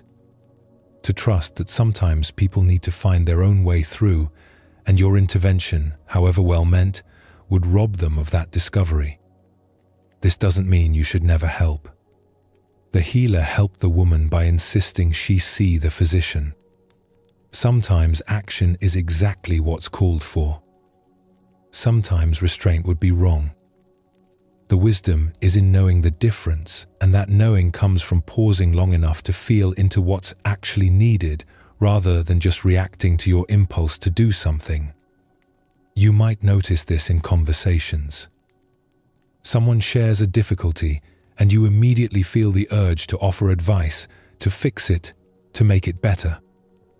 But what if you paused? What if you just listened? What if you trusted that sometimes people don't need solutions, they need to be heard? What if your silence, your presence, your restraint from jumping in with answers is actually the most helpful thing you can offer? Or in situations where someone is upset, your impulse might be to try to calm them down, to convince them they shouldn't feel that way, to distract them from their emotion. But what if the most compassionate thing is to let them feel what they feel? To not interfere with their emotional process? To trust that feelings, when allowed to move through naturally, have their own wisdom? The wisdom of restraint doesn't mean you become passive or uncaring. It means you become more truly responsive. You respond to what's actually needed rather than to your own discomfort with not acting. You trust that not everything requires your intervention. You develop the capacity to be present without needing to fix, to witness without needing to change, to care without needing to control. This is one of the most difficult practices because it goes against everything you've been taught about being helpful, being capable, being valuable. But it's also one of the most liberating. When you don't feel responsible for fixing everything, for having the answer to every problem, for making everyone comfortable, an enormous burden lifts. You can be present without being responsible. You can care without carrying. You can help when help is truly needed, and rest when it's not. This is the freedom that comes from the wisdom of restraint. The freedom to let things unfold in their own time, in their own way, knowing that not everything needs your hand in it. Knowing that sometimes the most powerful thing you can do is nothing at all. There's something we all know intellectually, but resist with every fiber of our being. Everything changes. Nothing stays the same. Not the good things we want to hold on to. Not the difficult things we wish would end. Not our bodies, our relationships, our circumstances, our feelings. Everything is always in motion, always shifting, always becoming something else. We know this. We've seen it our entire lives. Seasons change. Children grow. People age. Situations evolve, and yet we spend enormous energy trying to make things stay the same, trying to hold on to what we have, trying to stop time, trying to preserve moments, feelings, circumstances that feel good. And equally, we spend enormous energy trying to push away or speed past things we don't like, wishing our difficulties would hurry up and be over. This resistance to change is one of the deepest sources of suffering in human life. Not the change itself, but our fight against it. We want permanence in a world where nothing is permanent. We want stability in a world that is fundamentally fluid. We want guarantees in a world where the only guarantee is that everything will eventually become something else. The Buddhist teaching of impermanence isn't meant to be depressing. It's meant to be liberating. When you really understand that everything changes, you can stop exhausting yourself trying to make things stay the same. You can stop being surprised when circumstances shift. You can stop taking change personally, as if it's happening to you rather than simply happening. Change isn't a problem to solve. It's the nature of reality. And when you stop fighting it, something opens. The paradox is that when you fully accept that everything changes, you can actually be more present with things as they are. When you're not frantically trying to hold on to this moment, you can actually experience this moment. When you're not pushing away difficulty because it shouldn't be happening, you can meet it with more clarity and wisdom. When you understand that this too shall pass, whether it's pleasant or unpleasant, you can meet life with more ease. In a village at the edge of a great forest, there lived a woodcarver who was known throughout the region for the beauty of his work. He carved bowls and boxes, sculptures and screens, each piece showing remarkable skill and artistry. People would travel for days to commission work from him or to buy pieces from his workshop. He had an apprentice, a young woman named Hannah, who had been studying with him for 3 years. She had learned the basic techniques well and was beginning to develop her own style. The woodcarver was pleased with her progress and had even begun to let her work on pieces that would be sold, not just practice pieces. One morning, Hannah arrived at the workshop to find the woodcarver sitting at his bench, staring at his hands. He was 60 years old, and his hands had been his livelihood, his art, his identity for over 40 years. But that morning, he had noticed a stiffness in his fingers that he hadn't felt before. A slight tremor. A difficulty making the precise cuts that had always come so naturally to him. "It's starting," he said quietly, when he noticed Hannah watching him. "My hands are changing. Soon I won't be able to do this work the way I've always done it." Hannah didn't know what to say. She could see the fear in his eyes. The wood carving wasn't just his work, it was who he was. What would he be when he could no longer carve?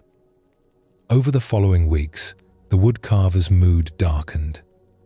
He would start a piece and then abandon it in frustration when his hands didn't respond the way they used to. He stopped taking commissions, stopped working on new pieces. He sat in the workshop, surrounded by his tools, mourning what he was losing. Hannah continued her own work quietly, unsure how to help her teacher. One day, a traveling monk stopped at the workshop. He was old, perhaps 80, with hands that were gnarled and bent with age. He asked if he could purchase a simple bowl for his few possessions. Hannah went to show him the finished pieces, but the monk noticed the woodcarver sitting alone. "Are you the master of this workshop?" the monk asked. "I was," the woodcarver said bitterly. "Now I'm just an old man whose hands are failing him." The monk sat down beside him without asking permission. He looked at his own bent hands, turning them over slowly. "These hands," he said, "used to copy sutras. Beautiful calligraphy, each character perfect. I took such pride in that work. When my hands began to change, when I could no longer hold the brush steady, I thought my life was over. I thought I had lost everything that mattered." "And what did you do?" the woodcarver asked, despite himself. "I resisted for a long time," the monk said. "I tried to keep working the way I always had. I grew angry at my hands for betraying me. I grieved for what I was losing. And that resistance, that grief, it was worse than the actual change. The change was happening whether I accepted it or not. But my fight against it created enormous suffering. He was quiet for a moment, looking around the workshop at all the beautiful carved pieces. Eventually, I realized something. I wasn't my calligraphy. That was something I could do, but it wasn't who I was. And when I stopped being able to do it, I discovered I could still practice in other ways. I could chant sutras instead of writing them. I could teach younger monks. I could sit in meditation. The form of my practice changed, but the practice itself continued. The change took something from me, yes. But it also gave me something I wouldn't have discovered if I'd been able to keep doing things the old way. The woodcarver was silent, taking this in. The monk stood slowly, his bent hands gripping his walking stick. Everything changes. Your hands, my hands, the trees that become your wood, the seasons, everything. This isn't a punishment. It's just the nature of things. You can fight it and suffer. Or you can work with it and discover what's possible in this new form of your life. After the monk left, the woodcarver sat for a long time with those words. Everything changes. He'd known this intellectually all his life. He'd seen it in the wood he worked with, how each piece of wood was different, how the grain shifted, how knots appeared, how the wood aged and changed over time. He'd even built his art around working with change, following the natural grain instead of fighting it. But somehow he'd thought he would stay the same. That his skill, his hands, his identity as a woodcarver would remain constant while everything else changed around him. That afternoon, he picked up a piece of wood he'd been avoiding. It was a difficult piece, with grain that twisted in unexpected ways. Before, he might have forced it into the design he'd planned. But now, with his hands less steady, he had to work with what the wood wanted to do. He had to let the grain guide him, adapting his cuts to work with the wood's nature rather than imposing his will on it. The piece that emerged was different from anything he'd made before. It wasn't as technically perfect as his earlier work. But it had a quality of life to it, a sense of movement and natural flow that his perfectly controlled earlier pieces had sometimes lacked. It was as if by having less control, he'd been forced to collaborate with the wood rather than dominating it. When Hana saw it, she was quiet for a long time. Finally, she said, "It's beautiful. In a new way. Not better or worse than your earlier work. Just different. It has its own kind of perfection." The woodcarver nodded slowly. "My hands are changing. I can fight that and be miserable. Or I can discover what kind of work these changing hands can do. Maybe I'll carve differently now. Maybe I'll focus on teaching you. Maybe I'll discover something completely new. I don't know. But I'm tired of acting like change is my enemy when it's just the nature of everything." Over the months that followed, he did continue to carve, but differently. Some days his hands were steadier than others. He learned to work with what he had in each moment instead of expecting his hands to be what they used to be. He also spent more time teaching Hana, discovering that he enjoyed passing on what he'd learned in a way he hadn't before when he was focused on his own work. He began to see his role not just as a creator, but as a link in a chain, receiving what had been taught to him and passing it forward to the next generation. And he started taking walks in the forest, looking at trees with different eyes. Not just as potential wood for carving, but as living things that were themselves constantly changing. A tree he'd seen as young and flexible 20 years ago was now mature and strong.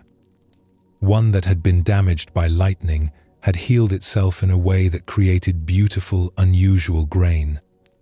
Everything was always in the process of becoming something else. And there was a kind of peace in accepting that, in working with it, rather than against it. This story shows something that we all face, though the specifics differ. The woodcarver wanted to stay the same while everything around him changed. He wanted his hands to remain as skilled as they'd always been. He wanted his identity as a master craftsman to be permanent. When change came, he experienced it as loss, as betrayal, as something that shouldn't be happening. But the change was going to happen, whether he accepted it or not. His hands were going to age. His body was going to change. These are the basic truths of having a body, being alive in time. His resistance to this reality created suffering that was separate from and additional to the actual difficulty of adapting to his changing abilities. When he finally began to accept the change, he discovered something. The change did take something from him, but it also offered something new. A different way of working with wood, a different relationship with teaching, a different perspective on his craft and his life.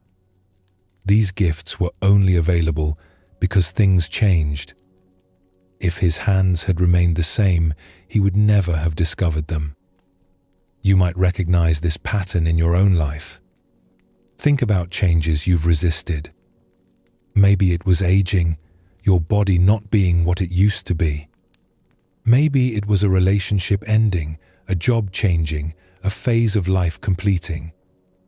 Maybe it was something smaller, a routine disrupted, a plan falling through, circumstances not being what you expected. Notice how the resistance to change created its own suffering. The actual change was one thing, but your fight against it, your insistence that it shouldn't be happening, your mourning for how things used to be, that created additional layers of difficulty. The change was going to happen regardless. But the suffering was optional, created by your relationship with the change rather than by the change itself. The woodcarver learned what the Buddha taught, that impermanence isn't a problem to solve, but a reality to accept. And in that acceptance, there's freedom. Not the freedom for things to stay the same, but the freedom to meet each moment of change with less resistance, less fear, less desperate clinging to how things were. In a coastal village, there was a woman who lived in a house overlooking the sea. She had lived in that house her entire life. She'd been born there, raised her children there, and now, in her later years, lived there alone. Every morning she would sit on her porch and watch the ocean, the view as familiar to her as her own hands. She knew every rock along the shore, every tree on the hillside, every color the water turned at different times of day. One autumn, a great storm came. It lasted 3 days, with winds so fierce that everyone had to shelter inside, away from windows. When it finally passed and the woman ventured outside, she found that the landscape had changed. The storm had shifted the beach. Rocks she'd known for decades were gone, moved or buried by sand. A large tree that had been a landmark on the hillside had fallen. Even the shape of the shoreline looked different. She stood on her porch, looking at this transformed view, and felt a profound sense of loss. This place had been constant in her life through every other change. Her parents dying, her children growing and leaving, her husband passing away. Through all of that, this view had remained the same, had been her anchor, her one stable thing. And now even this was different.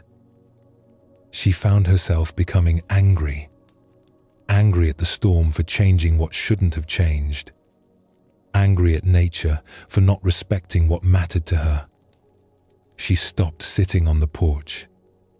The view made her too sad, reminded her too much of what was gone. Her daughter came to visit a few weeks later and found her mother withdrawn, spending her days inside. "The storm changed everything," her mother said. "It took away the place I knew, took away my memories. Nothing is the same." Her daughter was quiet for a moment, then said, "Come with me." She led her mother outside, down to the beach. "Look," she said, pointing. "The rocks you knew are gone, yes.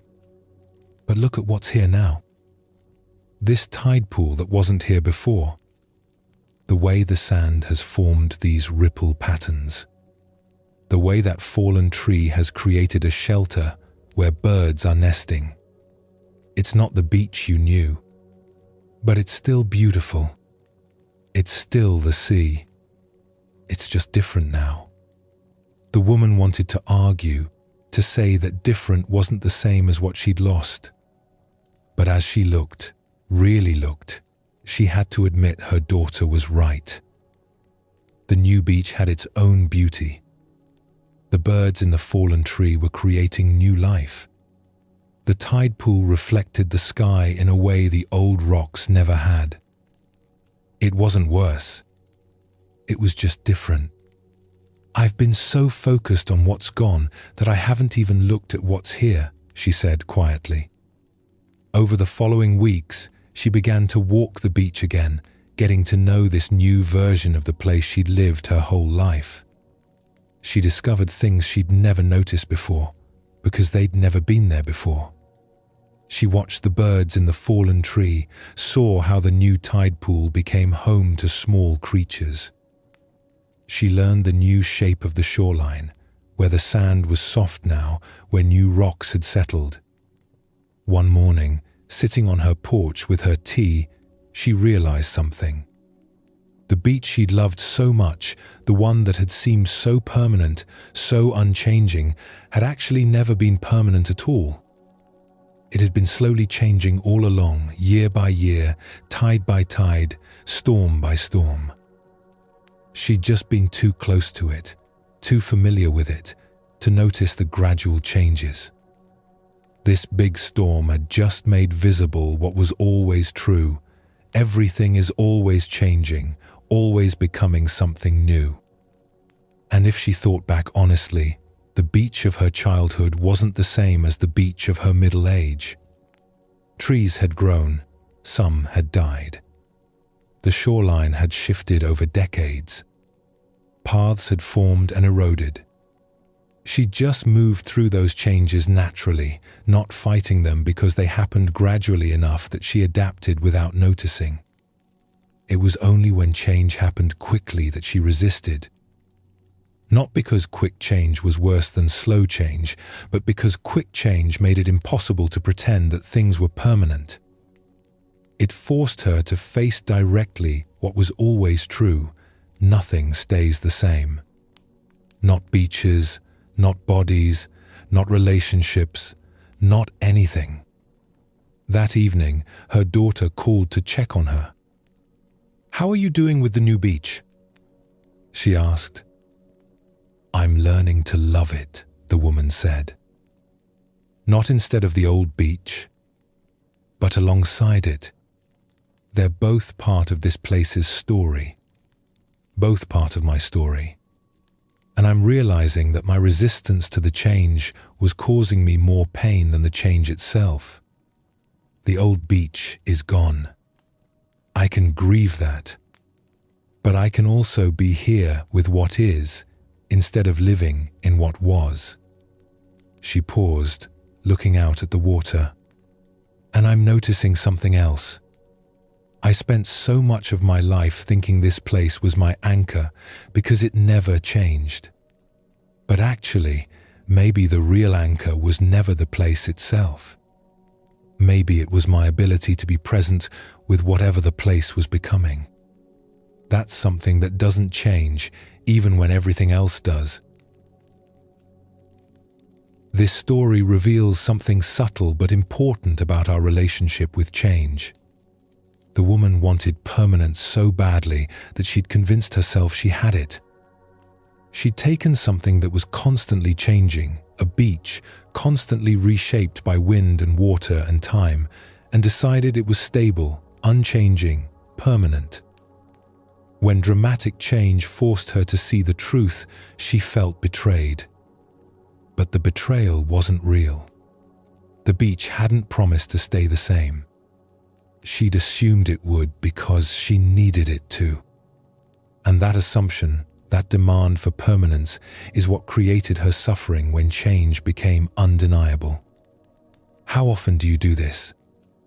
You look at something, a relationship, a job, a phase of life, even your own body, and you unconsciously treat it as permanent. You don't think to yourself, this will change. You just assume, deep down, that it will stay more or less the same. And then when it changes, you feel shocked, betrayed, as if something that should have stayed stable has failed you. But nothing ever promised to stay stable. Your assumption of permanence was just that, an assumption. Reality has been impermanent all along. Change has been happening continuously in every moment. You've just been selectively noticing it. We tend to notice change when it's dramatic or when it takes away something we valued. But we miss all the subtle, constant change that's always occurring. Cells in your body are dying and being replaced continuously. Your thoughts and feelings are arising and passing moment by moment. Relationships are evolving day by day. Everything is in motion, always. The Buddhist teaching of impermanence invites you to stop pretending things are permanent and start meeting reality as it actually is, fluid, dynamic, constantly becoming. This doesn't mean you can't love things or value them or commit to them. It means you hold them with open hands rather than clenched fists. You enjoy them while they're here without demanding they stay forever. You grieve when they change or end, but you don't waste energy insisting they shouldn't have changed. The woman discovered that her peace didn't actually depend on the beach staying the same. It depended on her willingness to be present with the beach as it was, whether that was the familiar beach of her past or the new beach that emerged after the storm. That capacity to be present, that didn't change. It was available to her with the old beach and with the new one. This is what remains stable in a changing world, not circumstances, but your awareness. Not what you're experiencing, but the consciousness that experiences. Not the content of your life, but the presence with which you meet that content. When you understand this, change becomes less threatening. Because you realize that what you really are, this awareness, this capacity to be present, isn't threatened by change. It remains steady and clear as everything else flows through it. Right now, things in your life are changing. They always are. Some changes you can see coming. Others will surprise you. Some you'll welcome. Others you'll resist. But the invitation is always the same. Can you meet the change without demanding that it shouldn't be happening? Can you grieve what's ending without refusing to see what's beginning? Can you hold your life with enough lightness that you can feel it shifting and moving without trying to force it into permanence? Everything changes. This isn't bad news. It's just news. It's the truth of how things are. And when you stop fighting it, when you stop exhausting yourself trying to make things stay the same, you discover a different kind of stability. Not the false stability of unchanging circumstances, but the real stability of a mind that can meet whatever arises with presence and wisdom. This is the peace that impermanence offers when you stop resisting it and start working with it instead. There's a common misunderstanding about spiritual practice. Many people think it's something separate from ordinary life, that you need special conditions, a quiet room, a meditation cushion, a certain amount of time, the right atmosphere. That practice happens when you sit cross-legged with your eyes closed, and the rest of life is just the rest of life, waiting until you can get back to your real practice. But this separation is artificial. It's not how awakening actually works. The truth that Zen has been pointing to for centuries is that every single moment is practice. Washing dishes is practice. Talking to your difficult coworker is practice. Sitting in traffic is practice. Feeling frustrated, tired, or uncertain, all practice. There is no moment that isn't an opportunity to wake up, to be present, to respond with wisdom rather than habit. This doesn't mean you should be trying to be spiritual all the time, turning every activity into some kind of self-improvement project. That would just be another form of exhaustion, another way of never being good enough. It means recognizing that the ordinary moments of your life, the ones you've been dismissing as unimportant or just getting through, are actually where the transformation happens. The monastery isn't a building. It's wherever you are. The teacher isn't someone in robes. It's whatever difficulty or joy you're meeting right now. The practice isn't something you do for 20 minutes and then stop.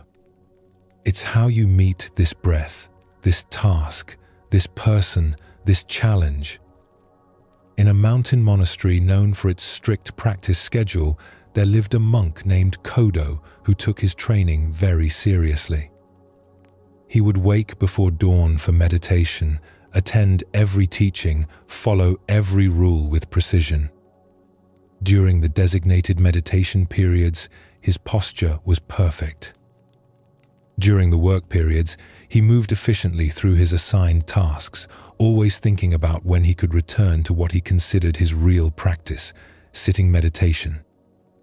The monastery had a rule that monks took turns working in the kitchen, preparing meals for the community. When Kodo's turn came, he approached it with resignation. He viewed kitchen duty as a necessary interruption of his practice, something to get through quickly so he could return to the meditation hall where real spiritual work happened.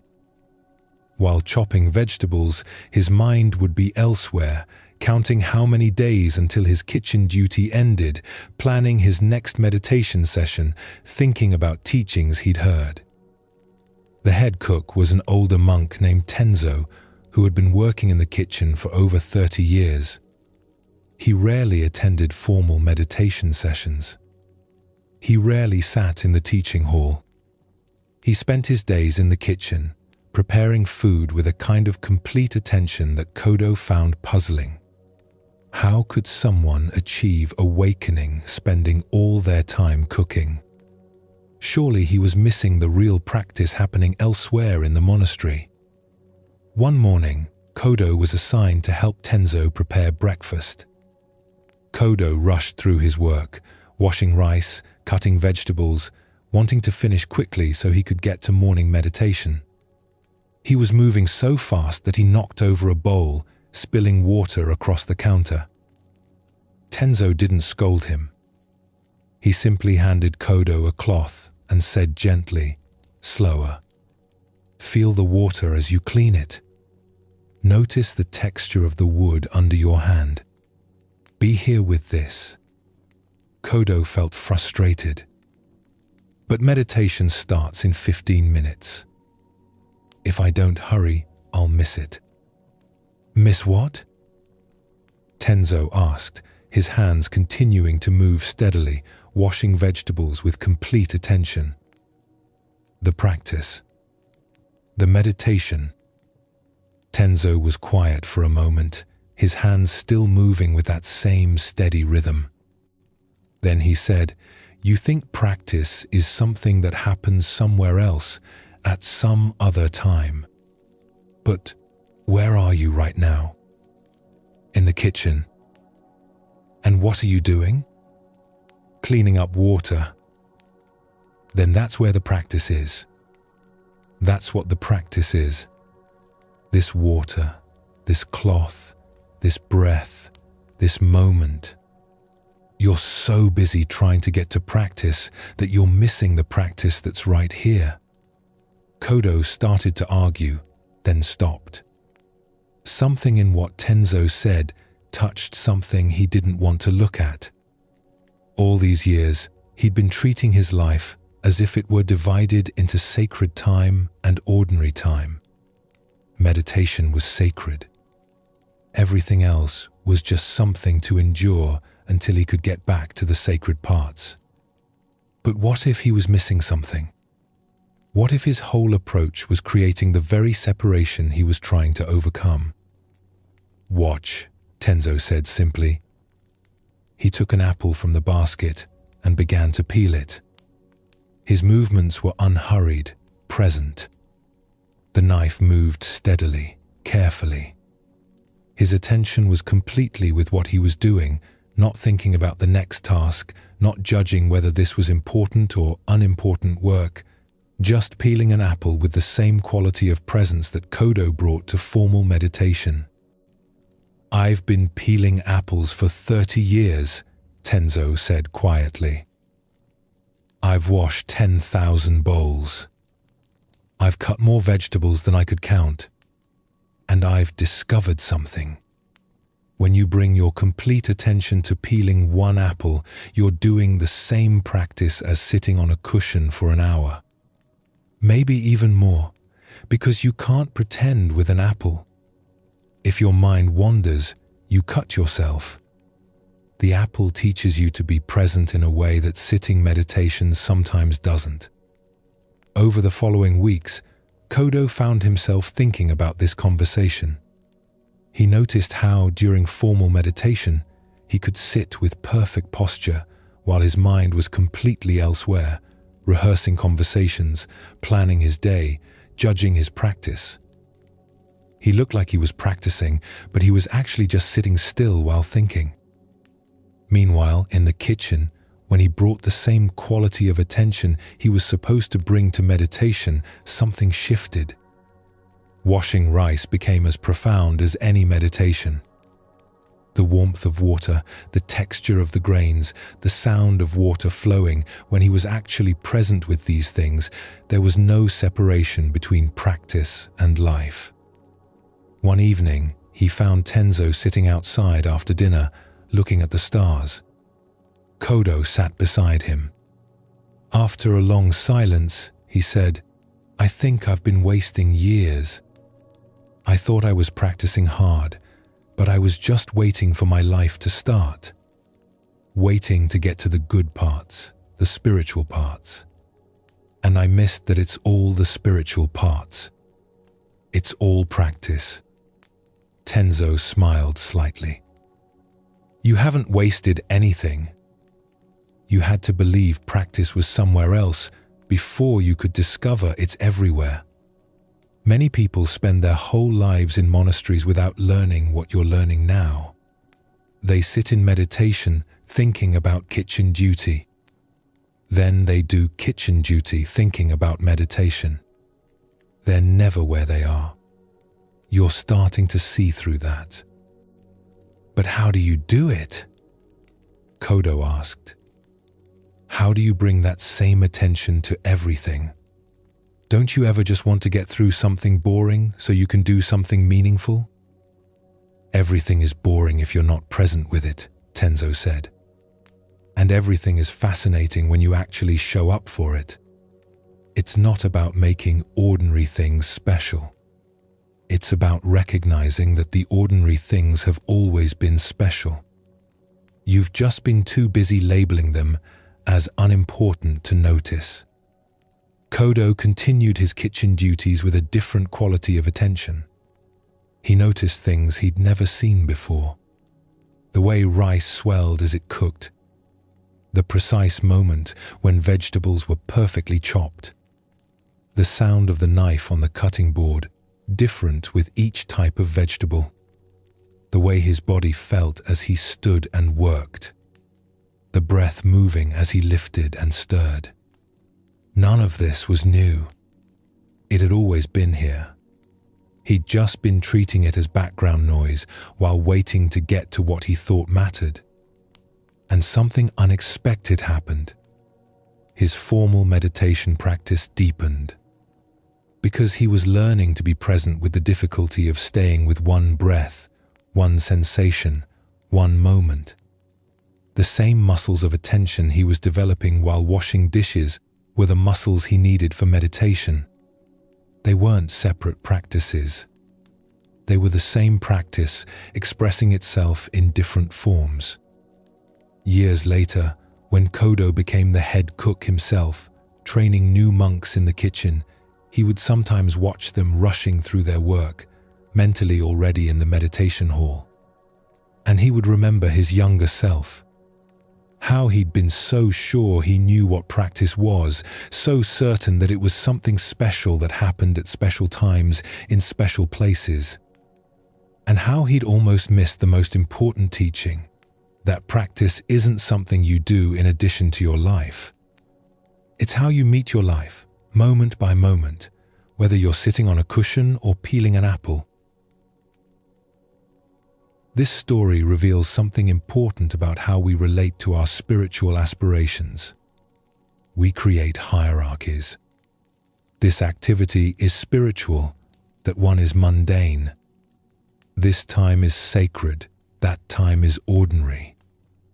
This matters, that doesn't. And in creating these divisions, we fragment our lives. We're fully present for the parts we've decided are important and checked out for everything else. But life doesn't come divided into important and unimportant moments. Every moment is your life. Every moment is all you have. Think about your own relationship with practice, whatever form that takes for you. Maybe you meditate, maybe you pray, maybe you have some other way of trying to cultivate presence or peace. How often do you treat that practice as the valuable part of your day and everything else as just filler? How often are you mentally somewhere else, wishing you were doing your practice instead of whatever mundane task is in front of you? The invitation isn't to stop doing formal practice. Formal practice is valuable.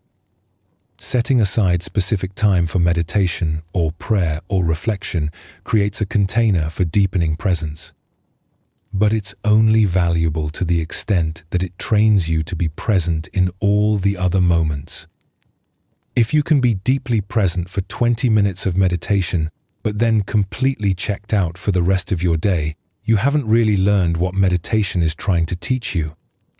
The kitchen became Kodo's greatest teacher because it demanded presence in a way that formal meditation sometimes doesn't.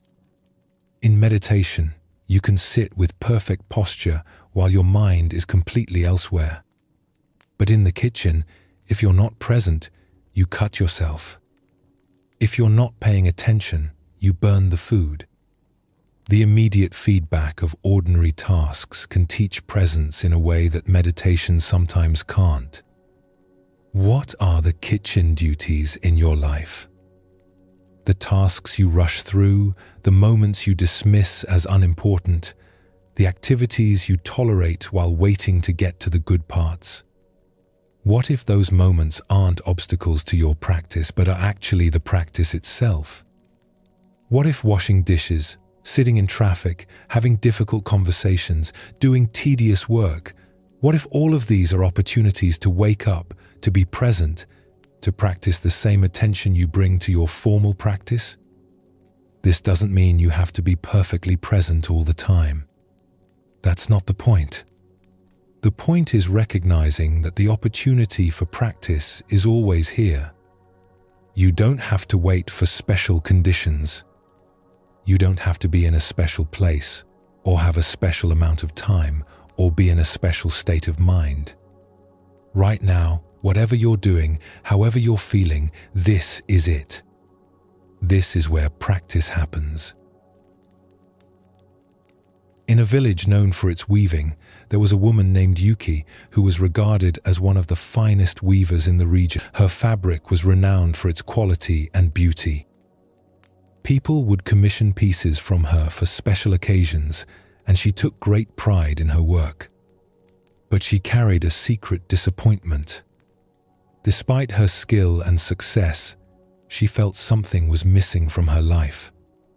She longed for something deeper, more meaningful. She wanted to understand the teachings she'd heard about from the Buddhist monks who sometimes passed through the village. There was a small temple on the outskirts of the village, and sometimes Yuki would slip away from her loom to attend teachings there. The monk who taught there spoke about presence, about awareness, about finding peace. Yuki would listen intently, taking in every word, feeling that here, finally, was the meaning she'd been searching for.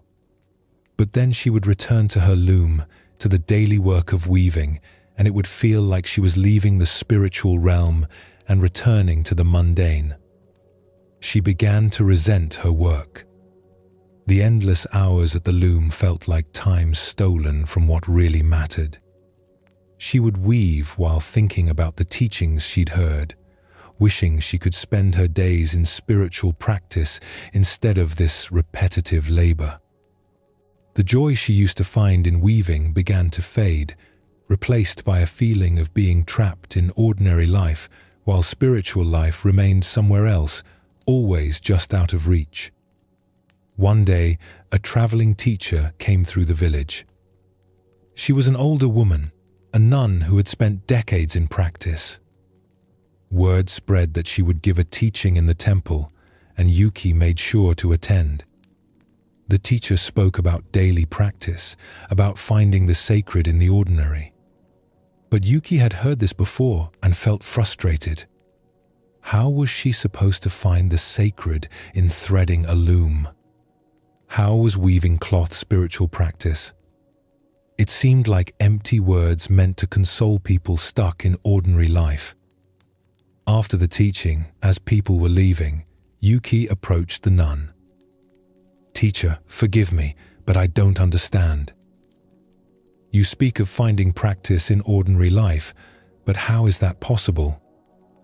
I spend my days weaving cloth. It's just repetitive work. The real practice, the real meaning, is here at the temple. But I can't be here all the time. I have to work." The nun looked at her with kind eyes. "Show me your work," she said simply. Yuki brought the nun to her workshop. The loom stood in the corner, a partially completed piece of fabric stretched across it. The nun approached slowly, running her fingers along the threads. She was quiet for a long time, just looking, touching, observing. "How long have you been weaving?" she asked. 20 years. And do you still pay attention to what you're doing? Or has it become so automatic that your hands work while your mind is elsewhere? Yuki felt something tighten in her chest. Because the truth was, lately she had been weaving on autopilot. Her hands knew the movements so well that she barely had to think about them. And while she wove, her mind would wander, planning what she would do when she finished, rehearsing conversations, thinking about the teachings she'd heard, wishing she were somewhere else. "My mind wanders," she admitted quietly. "Then you've lost contact with your practice," the nun said gently. "But not because weaving isn't practice.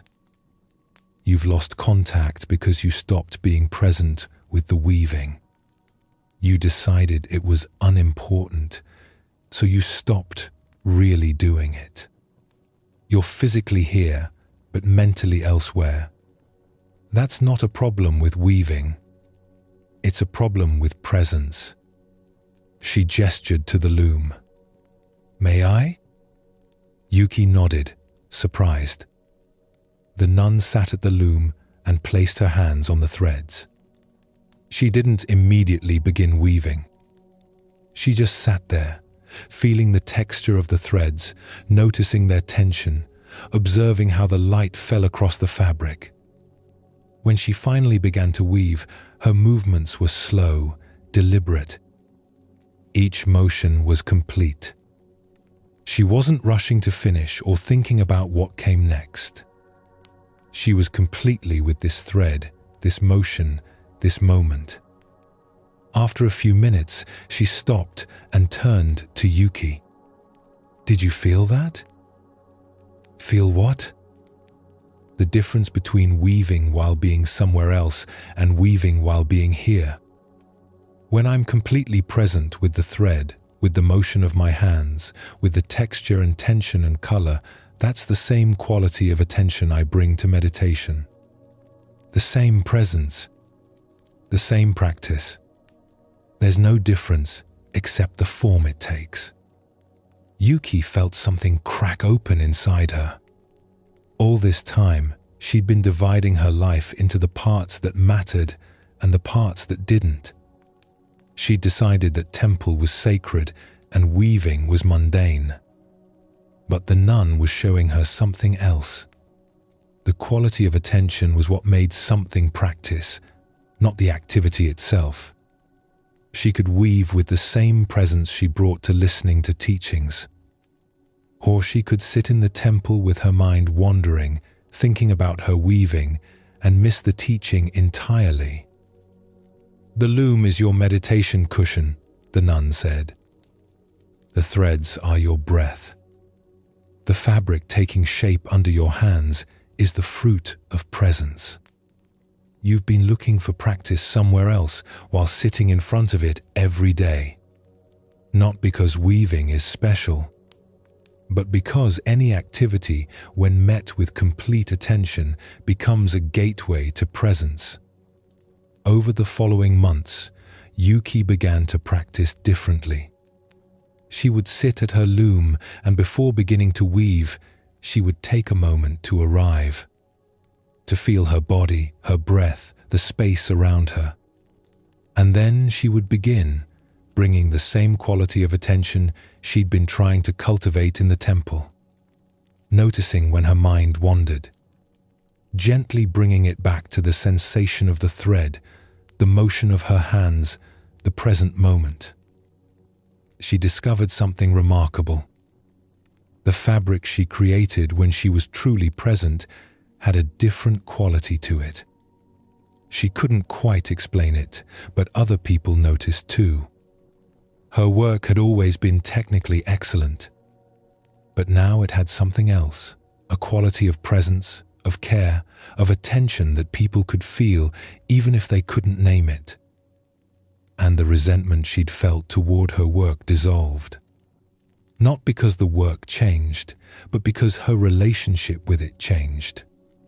She wasn't weaving while wishing she was somewhere else. She was fully here, with this thread, this color, this moment. And in that complete presence, she found what she'd been searching for in the temple. Not somewhere else. Right here, where she'd been all along. This story points to something you might recognize in your own life. The tendency to divide your life into the meaningful parts and the parts you just have to get through. The spiritual moments and the ordinary moments. The times when you're really living and the times when you're just waiting for life to start. But this division is artificial. It's something your mind creates, and then you suffer from it. Because most of your life happens in what you've labeled as the ordinary moments.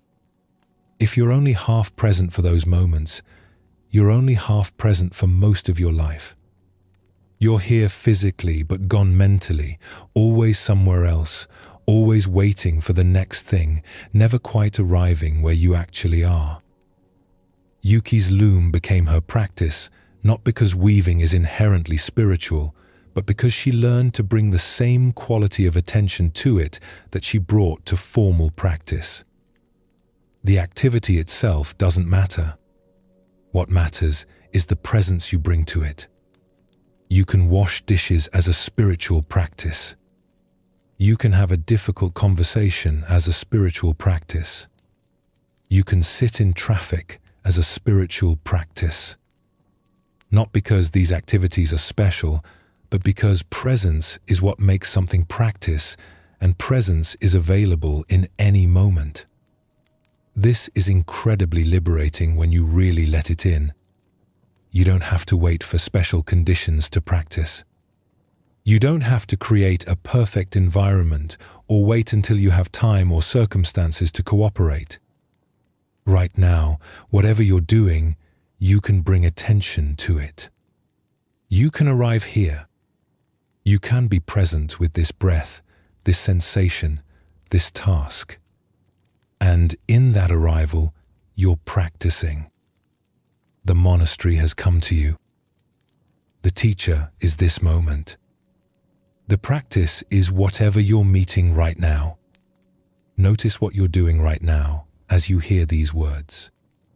Maybe you're lying down, maybe sitting.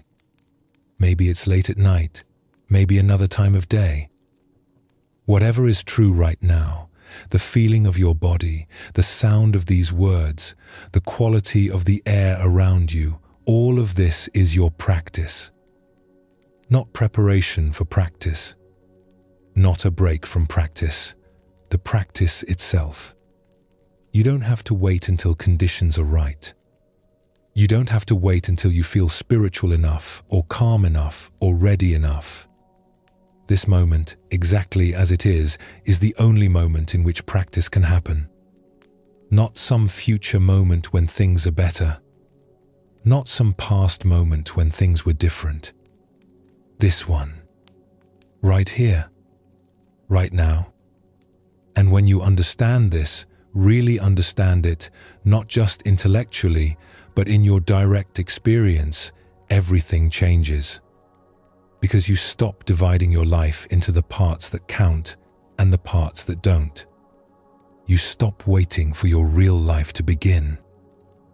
You recognize that it's already happening, has always been happening, in every single moment you dismissed as ordinary while waiting for something extraordinary.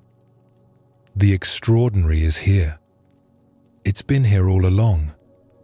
In the feel of water on your hands as you wash dishes. In the sound of your breath as you sit in traffic. In the texture of fabric under your fingers as you work. In the sensation of your body as you move through your day. The practice isn't somewhere else. It's everywhere. And it's available to you right now in this moment, regardless of what you're doing or how you're feeling or what's happening around you. This is the gift. The practice is everywhere. The monastery is wherever you are. The teacher is this moment. And you're always, already home. There's an assumption many of us carry that we've absorbed so completely we don't even recognize it as an assumption. It's the belief that something is fundamentally wrong with us, that we're broken in some essential way and need to be repaired, that who we are right now isn't good enough and we need to become someone different, someone better, someone more acceptable before we can be at peace. This belief shapes everything. It shapes how we talk to ourselves. It shapes what we think we need. It shapes our entire approach to growth and change and practice. We treat ourselves like problems to be solved, projects to be improved, messes to be cleaned up. And underneath all of this is the quiet certainty that as we are right now, we're not okay. The spiritual marketplace feeds this belief.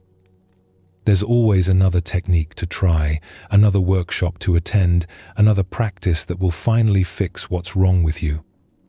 And you can spend your whole life collecting tools and methods and insights, always seeking the thing that will finally make you whole, never realizing that the seeking itself is based on a misunderstanding. Buddhism teaches something radically different. It teaches that you're not broken, that there's nothing fundamentally wrong with you that needs to be fixed. Yes, you have patterns that cause suffering. Yes, there are ways of thinking and acting that create difficulty. Yes, growth and change are part of being alive. But none of that means you're defective at your core. The practices aren't about fixing what's wrong with you. They're about recognizing what's already whole beneath the layers of conditioning and fear and story. Like cleaning a window so you can see through it clearly. The window was never broken. It was just obscured. You're not becoming someone new. You're discovering who you've always been underneath all the ideas about who you're supposed to be. This distinction matters enormously. Because if you think you're broken, you approach yourself with harshness. You push yourself. You judge yourself. You treat your difficulties as evidence of your defectiveness. And all of that creates more suffering, not less. But if you understand that you're fundamentally whole, you can approach yourself with gentleness, with patience, with the kind of compassion you'd offer to someone you love. In a village known for its pottery, there was a young woman named Aya who had apprenticed herself to a master potter. She loved the feel of clay in her hands, loved the process of shaping something beautiful from raw earth. But she struggled. Every piece she made had flaws. The rim would be uneven. The glaze would crack. The form would be slightly off-center. She would look at the master's work, so perfect and controlled, and feel a deep sense of inadequacy. She began to see herself as someone who was bad at pottery, someone who lacked the natural talent, someone who was fundamentally flawed as a craftsperson. And the more she believed this, the worse her work became. She would approach the clay with tension, already certain she would fail. Her hands would be tight with anxiety. Her breath would be shallow with fear. And the clay would respond to that tension, would crack and collapse under her nervous touch. The master watched this happening but said nothing for a long time. He could see what was occurring, how Aya's belief in her own brokenness was becoming a self-fulfilling prophecy. But he knew that telling her she wasn't broken wouldn't help. She wouldn't believe him. She had to discover it for herself. One day, he gave her an unusual assignment. "I want you to make the worst pot you possibly can," he said. "Don't try to make it good. Try to make it terrible. See how bad you can make it." Aya looked at him, confused. But she did as he asked. She sat at the wheel and tried to make something awful. And something unexpected happened. Because she wasn't trying to be good, she relaxed. Because she wasn't afraid of failing, her hands loosened. She laughed as she deliberately made the rim uneven, as she intentionally threw the pot off center. She was playing with the clay instead of fighting with it. The pot that emerged was strange. It was definitely imperfect by conventional standards. The walls were uneven. The shape was asymmetrical. But there was something alive about it. Something honest. It had a character that her careful, anxious attempts at perfection had never achieved. The master picked it up and turned it slowly in his hands. "Tell me what's wrong with this pot," he said. "Everything," Aya said. "It's uneven. It's off-center. The walls are different thicknesses. It's not how a pot should be. And yet," the master said, "it holds water just fine. It's sturdy. It has its own beauty. Yes, it doesn't match some idea of what a pot should be. But there's nothing actually broken about it. It's perfectly itself." He set it down and looked at her directly. You've been approaching the clay like there's something wrong with you, like you need to fix yourself before you can create something good. And that belief, that tension, is what's been creating difficulty. Not some flaw in you, the belief in the flaw. Over the following weeks, he had her make more pots without trying to make them perfect. Just exploring, playing, allowing the clay to inform her rather than trying to force it into predetermined shapes. And gradually, she began to notice something. When she wasn't treating herself as broken, when she wasn't approaching each pot as a test she had to pass, the work became easier, more fluid. The clay responded to her relaxed attention in ways it never had to her tight control. Her pots were still imperfect.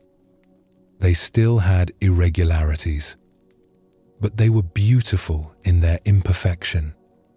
And more importantly, she was beginning to understand that the imperfections weren't evidence of something wrong with her. They were just part of the process, part of being human, part of working with clay. One evening, sitting with the master after the day's work, she said quietly, "I think I've been treating pottery like therapy. Like if I could just get good enough at it, I would prove I'm not broken." But that was backwards, wasn't it? The master smiled. Pottery isn't going to fix you. Nothing is going to fix you, because you were never broken. You're a person learning a craft. You make mistakes. You have things to learn. That doesn't mean there's something fundamentally wrong with you. It means you're alive and growing. There's a difference. Years later, Aya became known for her pottery. Not because her pots were perfect, but because they had a quality of presence, of honesty. People could feel that these pieces had been made by someone who wasn't trying to prove anything. Someone who had stopped fighting with herself long enough to just be present with the clay. And that presence was what made her work beautiful. This story points to something you might recognize in your own life. How often do you approach growth or learning or practice from the assumption that something is wrong with you? How often does self-improvement become another way of trying to fix yourself? How often do you treat your difficulties as evidence of your defectiveness rather than simply as part of being human? Aya spent years believing she was bad at pottery, when really she was just learning pottery. But because she believed something was fundamentally wrong with her, every mistake confirmed her belief. Every imperfection was more proof. And that belief created a cycle that made everything harder. When she stopped treating herself as broken, everything changed. Not because she suddenly became perfect. She didn't. Her pot still had irregularities, but she stopped seeing those irregularities as evidence of her inadequacy. She could be present with the learning process instead of constantly judging herself. And in that presence, growth became natural rather than forced. Think about areas of your life where you're trying to fix yourself. Maybe it's your anxiety. Maybe it's your body.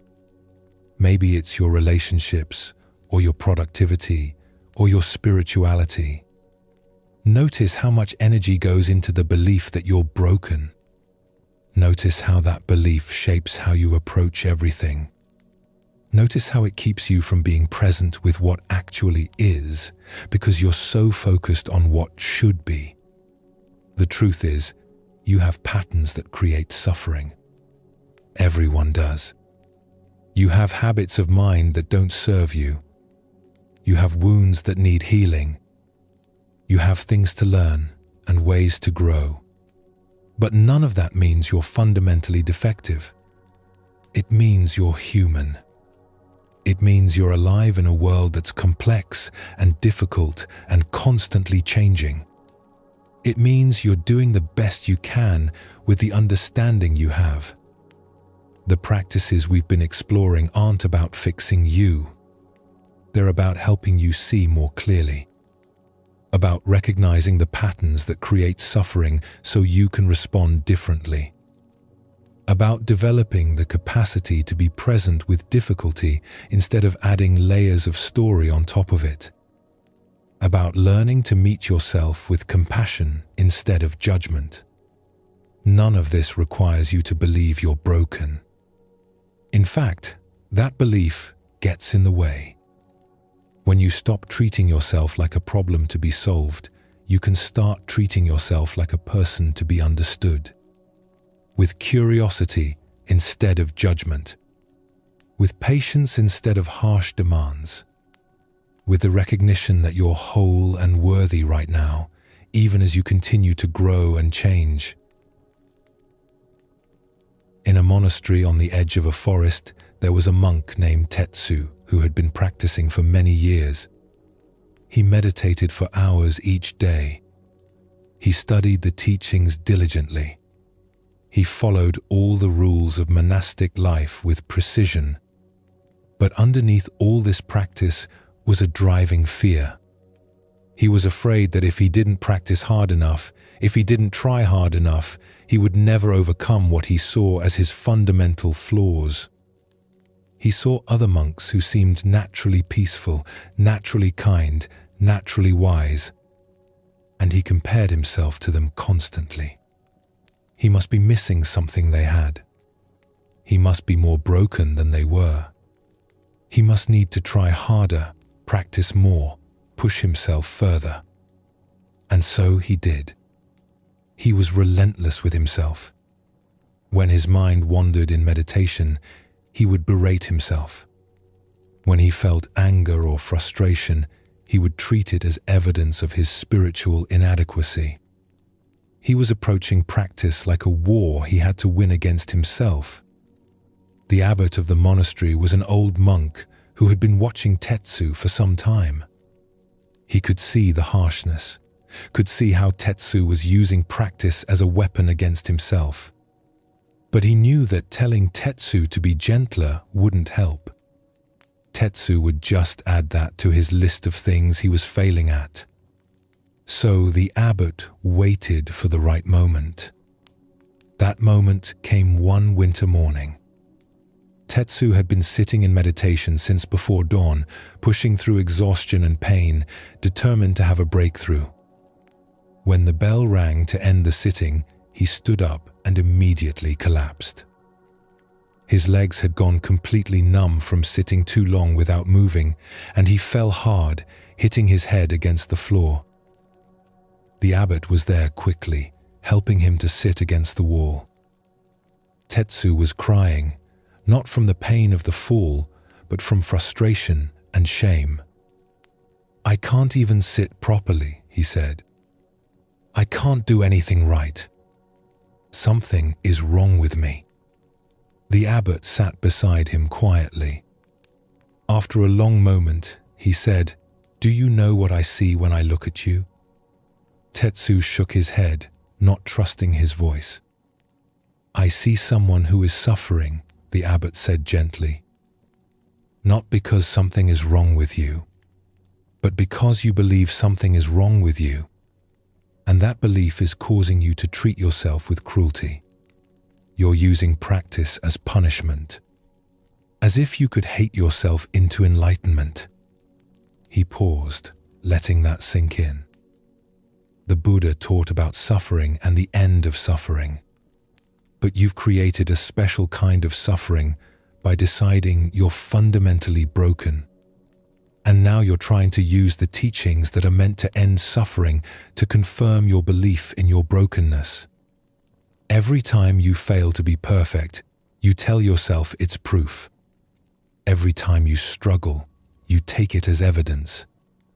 You've turned practice into a way of proving to yourself how defective you are. Tetsu sat very still, feeling the truth of this. He had been doing exactly that, using every difficulty as confirmation that something was wrong with him, never noticing that everyone struggled, never seeing that the other monks he envied also had difficulties, also made mistakes, also had moments of anger and frustration and doubt. He had been treating his humanity as a defect. "What should I do?" he asked quietly. "Stop trying to fix yourself," the abbot said. "Start trying to understand yourself. Start trying to be kind to yourself. When your mind wanders in meditation, don't berate yourself. Just notice it wandered and gently bring it back. When you feel anger, don't treat it as proof of your spiritual failure. Just notice the anger with curiosity. Where do you feel it in your body? What thoughts accompany it? What does it need?" He stood slowly, his old knees creaking. "You're not broken, Tetsu. You're a human being learning to be more aware, more present, more compassionate. That learning includes struggle, includes mistakes, includes falling down. None of that means you're defective. It means you're alive." Over the months that followed, Tetsu began to practice differently. When he sat in meditation and his mind wandered, he would notice it without the usual harsh commentary. Just thinking, and a gentle return to the breath. When he felt difficult emotions, he would try to meet them with curiosity rather than judgment. What is this? Where do I feel it? What is it trying to tell me? It was harder than pushing himself had been in some ways. It required more honesty, more vulnerability. He couldn't hide behind harsh discipline. He had to actually be present with himself, with all his messy humanity. But gradually, something shifted. The constant background anxiety that had been driving his practice began to quiet. He could sit without the desperate grasping for breakthrough. He could meet his difficulties without treating them as evidence of his unworthiness. One day, several years later, a young monk came to him for guidance. This monk was struggling in the same way Tetsu had once struggled, pushing himself harshly, treating every difficulty as proof of his inadequacy. Tetsu recognized himself immediately. "Let me tell you something I learned," Tetsu said gently. "You're approaching practice like you need to earn your worthiness. Like if you just practice hard enough, eventually you'll be good enough. But it doesn't work that way. You're already whole. Practice isn't about fixing what's broken. It's about recognizing what was never broken in the first place." The young monk looked skeptical. "But I have so many problems. So much anger, so much fear, so much confusion. How can you say nothing is broken? You have anger. That doesn't mean you're broken. You have fear. That doesn't mean something is wrong with you. These are human experiences. Everyone has them.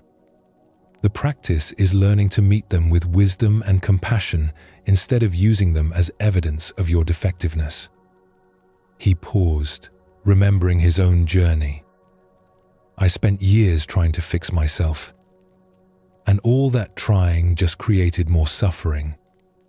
It wasn't until I stopped treating myself as a problem and started treating myself as a person, a human being doing the best he could, that practice actually became transformative. You don't need to fix yourself. You need to understand yourself. You need to be gentle with yourself. You need to recognize that you're okay right now, even as you continue to grow." This story reveals something about how we often approach spiritual practice. We treat it like self-improvement. like therapy for our defects, like a way of finally becoming acceptable. But that approach carries within it the seed of more suffering because it's based on the belief that you're not okay as you are. Tetsu was creating suffering through his relationship with practice.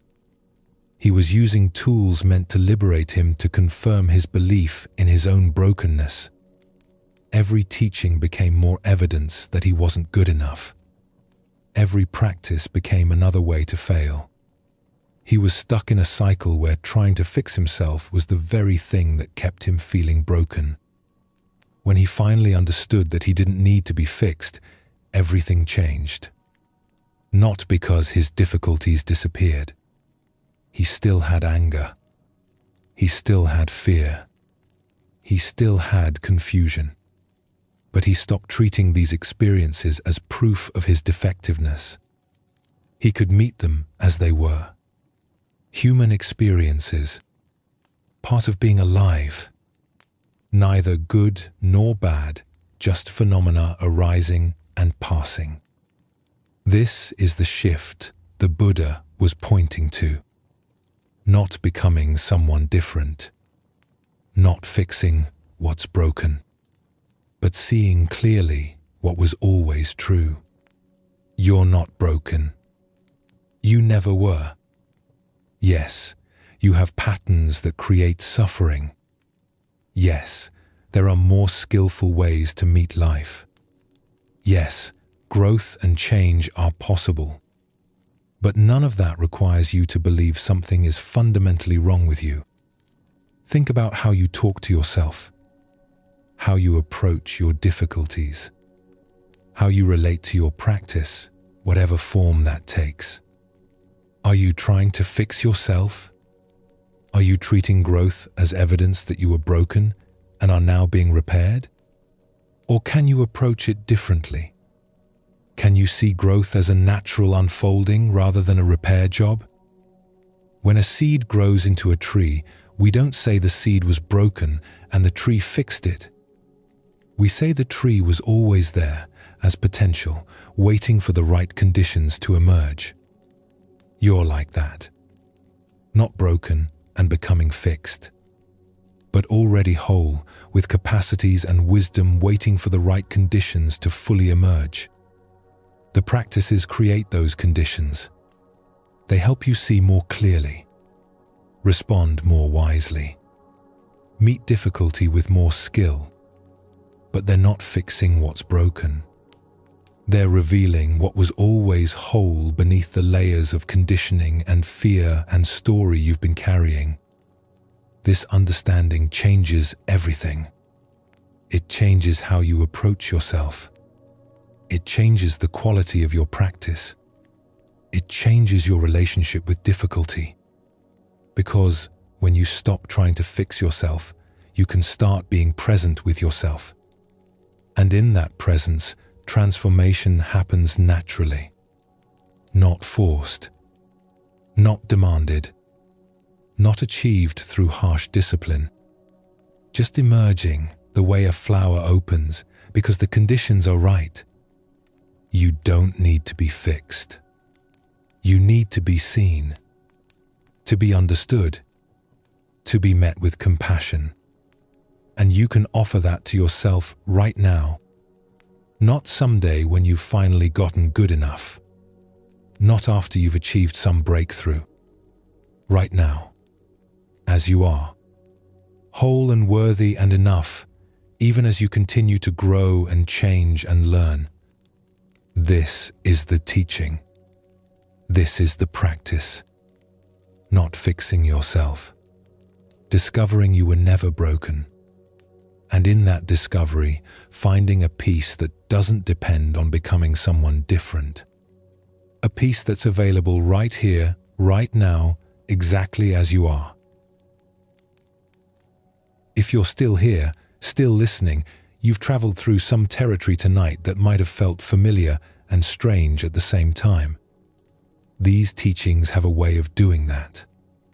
They point to things you've always known on some level, but perhaps never had words for.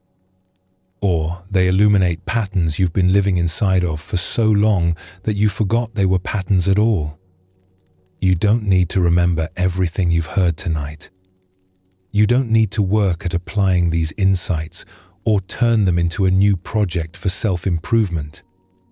That would just be another way of treating yourself as broken, as something that needs fixing. These teachings aren't tasks to complete. They're seeds that have been planted. Some will take root immediately. Others will lie dormant for months or years before suddenly sprouting in a moment when you need them most. What matters isn't how much you understood, or how well you listened, or whether you're already implementing these practices. What matters is that something in you recognized truth when it heard it. Even if your thinking mind was confused or resistant or distracted, something deeper was listening. Something that doesn't need explanations or step-by-step instructions. Something that simply knows. You might find that over the coming days or weeks, you'll notice things you didn't notice before. You'll catch yourself in the middle of defending a story about who you are and suddenly remember you don't have to. You'll feel the impulse to shoot a second arrow at yourself and pause just long enough to choose differently. You'll recognize when you're trying to fix something that doesn't need fixing, or when the wisest action is no action at all.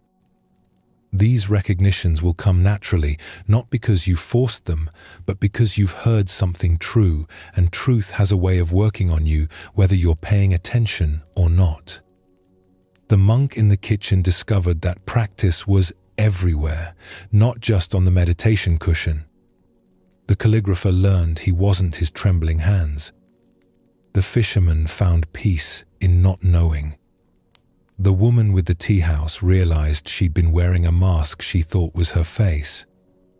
Each of them came to these understandings not through effort, but through finally relaxing the effort that had been keeping them trapped. That same relaxation is available to you right now. Not as something you have to achieve, but as something you can simply allow.